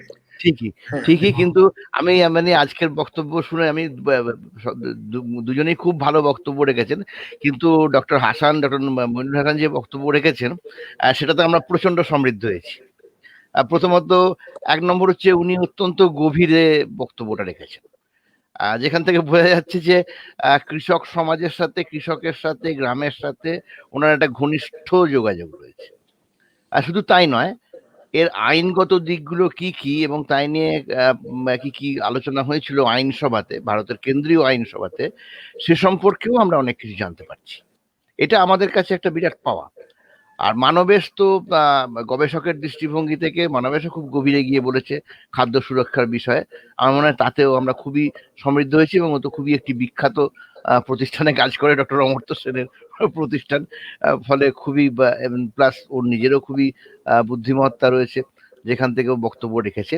তবে আমার একটা আবেদন, সবার সামনেই বলেই দিচ্ছি শেষে, ডক্টর হাসান যে দুটি মানে সমস্যার সমাধান কি, যেটা নিয়ে শ্রীজ্ঞান সান্যাল বললেন, আমিও এটার সাথে একমত, এবং আমরা ডক্টর হাসানকে, মইনুল হাসানকে, উনি তো প্ল্যাটফর্মেরই সদস্য, মানে বিশেষজ্ঞ কমিটির মধ্যেও আছেন, যে ওই দুটো বিষয় কিন্তু একটু বিস্তারিত একদিন আপনি আলোচনা করুন। ভূমি সংস্কারের যে বিষয়টা আপনি বললেন, একটু টাইম লাগবে, জানুয়ারির কোনো সময় আমি আরেকবার বিষয়গুলো দেখে নেব। শ্রীজ্ঞানবাবু ঠিক বলেছেন, আর উনি যে পয়েন্টগুলো আমার কাছে পাঠিয়েছিলেন সেই পয়েন্টগুলো আমি আরেকবার স্ক্যান করে দেখেছি, দেখে নিয়ে খুবই রেলেভেন্ট, ইম্পর্টেন্ট আর কি। ওগুলো নিয়ে আমি খানিকটা চর্চা করি, তারপর আমি আপনাদের জানাবো। আমি নিশ্চয়ই করব। হ্যাঁ। আমি এ ব্যাপারে খুবই ইন্টারেস্টেড, আমি আগেও বলেছি। আর আমি নিজে একজন কৃষক। আপনারা হয়তো এরকম একটা ভালো ঘরে বসে কাজ করছি, কথা বলছি, ভালো পোশাক পরে আছি হয়তো, সেটা মনে হচ্ছে, কিন্তু অ্যাকচুয়ালি বেসিক্যালি আমি কিন্তু একজন কৃষক। এখনো আমার পারিবারিক আয় এবং আমার ব্যক্তিগত নিবৃত্তি কৃষি থেকেই আসে ৭৫ ভাগ। সুতরাং আমি একজন কৃষক। সুতরাং আমি জানি, চেষ্টা করি অন্তত কৃষকদের কথাগুলো বুঝবার আরো ভালো করে, যাতে সেই জন্যে আমি এই যে কৃষক আন্দোলন সারা পৃথিবীর যেখানেই হোক না কেন, আমি কান পেতে থাকি যে কি তারা বলছে। আমি নিশ্চয়ই রাজি হব, আমি রাজি হই প্ল্যাটফর্মে আসতে পারলে আমি খুব খুশি হই। আর সুজ্ঞান বাবুদের মতন জ্ঞানীগুণী মানুষ যারা বাইরে থাকেন এবং খুব ভালো কাজ করছেন, আমি খুবই খুব করেছি যে আমি শুনেছি অভিজিতের কাছে এবং বিদ্যুৎদার কাছে। আচ্ছা, আমি আমার হ্যালো আমার নমস্কার নেবেন। ওকে, আচ্ছা ঠিক আচ্ছা, আছে। আমি আমার কথাটা একটু শেষ করতে পারিনি, ওটা শেষ করে দেবো নাকি হ্যাঁ, আপনাদের দিন শেষ না, হয়ে গেছে? দিন আমার মাইকটা। না শেষ হয়নি আপনার। বলুন মানবেশ। আচ্ছা, আমার নেটওয়ার্কটা চলে গিয়েছিল। তো যেটা হচ্ছে যে আমি যেটা বলছিলাম যে এক হচ্ছে যে ফেমিন এবং হাঙ্গারের ওই পয়েন্টটা মনে আমার তখন বলা হয়ে গেছে। হ্যাঁ, আর কোনো নির্দিষ্ট দল শুধু নয়, বেসিক্যালি মানে কোনো সরকারই, সে যে দলই থাক সরকার, সে চাইবে না এমন কোনো সিচুয়েশনের মধ্যে গোটা সোসাইটিটাকে ফেলে দিতে যেখান থেকে আর কি মানে ফেমিনের সৃষ্টি হতে পারে, ফেমিনের সিচুয়েশনের মধ্যে পড়তে হতে পারে। তো এই কারণে যেটা হচ্ছে যে ফেমিনের প্রশ্ন নেই, কিন্তু ফুড মুভমেন্টের বেসিস থাকে যদি অ্যাফোর্ডেবিলিটি না থাকে, অ্যাক্সেসিবিলিটি না থাকে। দুই যেটা হচ্ছে যে পিডিএস সিস্টেমের মধ্য থেকে বেসিক্যালি কতটুকু মানুষের কাছে পৌঁছয়। আমরা অন্তোদয় যোজনাতে একটা হাউস হোল্ডকে ৩৫ কেজি ফুড গ্রেইন দিচ্ছি মাসে। এটা হচ্ছে সবচেয়ে ছোট মানে proportion of the ration card holder in the PDS system, targeted PDS system. Basically targeted PDS system হওয়ার ফলে একটা অংশ তো আসবেই না এর মধ্যে, তার ফলে তাদের অ্যাফোর্ডেবিলিটিটা সম্পূর্ণই ওপেন মার্কেটের সাথে কানেক্টেড। দুই হচ্ছে টার্গেটেড পিডিএসও অন্তোদয় যোজনা ছোট অংশ, বেশিরভাগটা হচ্ছে পিএইচএইচ, প্রায়োরিটি হাউস হোল্ড। এই প্রায়োরিটি হাউস হোল্ডরা হচ্ছে per person monthly 5 kilograms of food grain power right আছে। তো একটা মানুষের 5 কিলোগ্রাম ফুড গ্রেইনে তো 30 দিন চলে না। কেন্দ্রীয় সরকার তো লকডাউনের সময়ে পরিমাণটাকে বাড়ালো 5 কেজি করে আরো, ফলে 10 কেজি হলো। আর নর্মাল সিচুয়েশনে সেটা তো 5 কিলো। এই 5 কিলোতে তো একটা মানুষের অন্তত যদি মানে মিনিমাম খাদ্য শস্য সে গ্রহণ করে, তাহলেও তো তার সেটা হচ্ছে যে মানে মাসে অন্তত মানে 200 গ্রাম করে 300 গ্রাম করে যদি একবেলা হয়, তাহলেও 15 কিলো চাল গম তার লেগে যায়। প্লাস হচ্ছে এর মধ্যে তো ডাল বা ইত্যাদি তো পিডিএস সিস্টেমে নেই। আমরা তো শুধু ফুড মানে শুধু ভাত বুঝবো না, আমরা ফুড মানে তো বুঝবো অ্যাকচুয়ালি নিউট্রিশাস ফুড। তো তার সাথে ডাল, তেল এগুলো কোথা থেকে সে জোগাড় করবে? এগুলো তো পিডিএস সিস্টেম থেকে বেসিক্যালি আমাদের ফুড সিকিউরিটি অ্যাক্টের জায়গা থেকে কিছুই পাওয়ার রাইট আসছে না। এগুলো সবটাই ছেড়ে দেওয়া হয়েছে গভর্নমেন্টের ভলান্টিয়ার উইশের উপরে। তো সে যদি অ্যাকচুয়ালি সেই ধরনের কোনো ব্যবস্থা নিজে করে, তাহলে সে নিতে পারে। এর ফলে মানে পিডিএস সিস্টেমের মধ্য দিয়ে একমাত্র গোটা মানে ফুড ক্রাইসিসকে সলভ করা যাবে ব্যাপারটা এই অবস্থায় আজকে পিডিএস সিস্টেম। এর ফলে affordability to access food in affordable prices, এইটা হচ্ছে খুব ইম্পর্টেন্ট ব্যাপার, যেটা কিন্তু এই আইনের মধ্যে দিয়ে একেবারে খুব ক্ষতিগ্রস্ত অবস্থায় জায়গায় যাবে। তার ফলে মন্বন্তর দরকার নেই, কিন্তু ক্ষুধার রাজ্যে বাস করার লোক আমাদের দেশে, আমাদের রাজ্যে আরো বাড়ার বাস্তবতা তৈরি হবে। কারণ 2010-এ ছিল এটা 4% of the house hold in West Bengal, এটা নিশ্চিতভাবে আরো বাড়বে। কারণ 2014-15 2015-16 এনএফএইচএস দেখাচ্ছে 32% হচ্ছে আমাদের আন্ডার 5 চিলড্রেনরা হচ্ছে এজের তুলনায় ওয়েট কম। আরো 4 বছর পার হয়ে গেছে, তাতে কোনো প্রগ্রেস হয়নি, রাদার কোথাও কোথাও সেখানে ডিটোরিয়েশন হয়েছে। এর ফলে ফুড মুভমেন্টের বেসিস কিন্তু ওয়েস্টবেঙ্গলে থাকছে বা ভারতে অনেক কি থাকছে। আমি অনেকটা সময় নিয়ে দিলাম অ্যাকচুয়ালি নেটওয়ার্কের প্রবলেমের জন্য, দুঃখিত তার জন্য। হ্যাঁ, থ্যাংক ইউ। আচ্ছা শ্রীজ্ঞান, যদি আজকে আর কিছু সামারাইজ করা মানে সামারাইজ করা থাকে তাহলে করার পরে আমাদের একটা ছোট প্ল্যাটফর্ম থেকে একটা ছোট বক্তব্য বলার আছে আর কি, সেটা বলে তাহলে শেষ করবো। সকলকে থাকার জন্যই বলছি আর কি একটু আমার আমাদের। আলাদা করে সামারাইজ করার কিছু নেই। আচ্ছা, তাহলে আমি বলে দিই, সেটা হচ্ছে আমাদের কাছে আমাদের অনুষ্ঠান চলাকালীন যেহেতু সকল দর্শকরা এখনো শুনছেন, আমাদের কাছে আমাদের প্ল্যাটফর্মের মধ্যে তারা এসে বক্তব্য রেখেছিলেন। আপনারা সকলে জানেন যে পশ্চিমবঙ্গের যে জয়েন্ট প্ল্যাটফর্ম অফ ডক্টরস, যেটা কিনা সব থেকে বড় সংগঠন পশ্চিমবঙ্গের ডাক্তারবাবুদের নিয়ে, ওয়েস্ট বেঙ্গল ডক্টরস ফোরাম, শ্রমজীবী স্বাস্থ্য উদ্যোগ, health services association, doctors for democracy, association for health service doctors, এই এতগুলি সংগঠনের পক্ষ থেকে যুগ্ম আহ্বায়ক অত্যন্ত বরিষ্ঠ ডাক্তারবাবু, তিনি আমাদের এখানে প্রোগ্রামও করেছেন, ডাক্তার হীরালাল কুমার এবং ডাক্তার পূর্ণব্রত গুণ, তাঁরা একটা বড়দিনের প্রাককালে রাজ্যের নাগরিকদের কাছে একটি আবেদন রেখেছেন এবং সেই আবেদনের একটা অংশে তারা উল্লেখ করেছেন যে শেষ পর্যন্ত চিকিৎসক এবং সমাজকর্মীদের আবেদনের পরিপ্রেক্ষিতে এর আগে আদালত নিষেধাজ্ঞা জারি করেছিলেন একটি, এবং সেই উৎসব উদযাপনটা খুবই শৃঙ্খলাবদ্ধ হয়েছে, সরকারও সেই সিদ্ধান্ত জানিয়েছিলেন।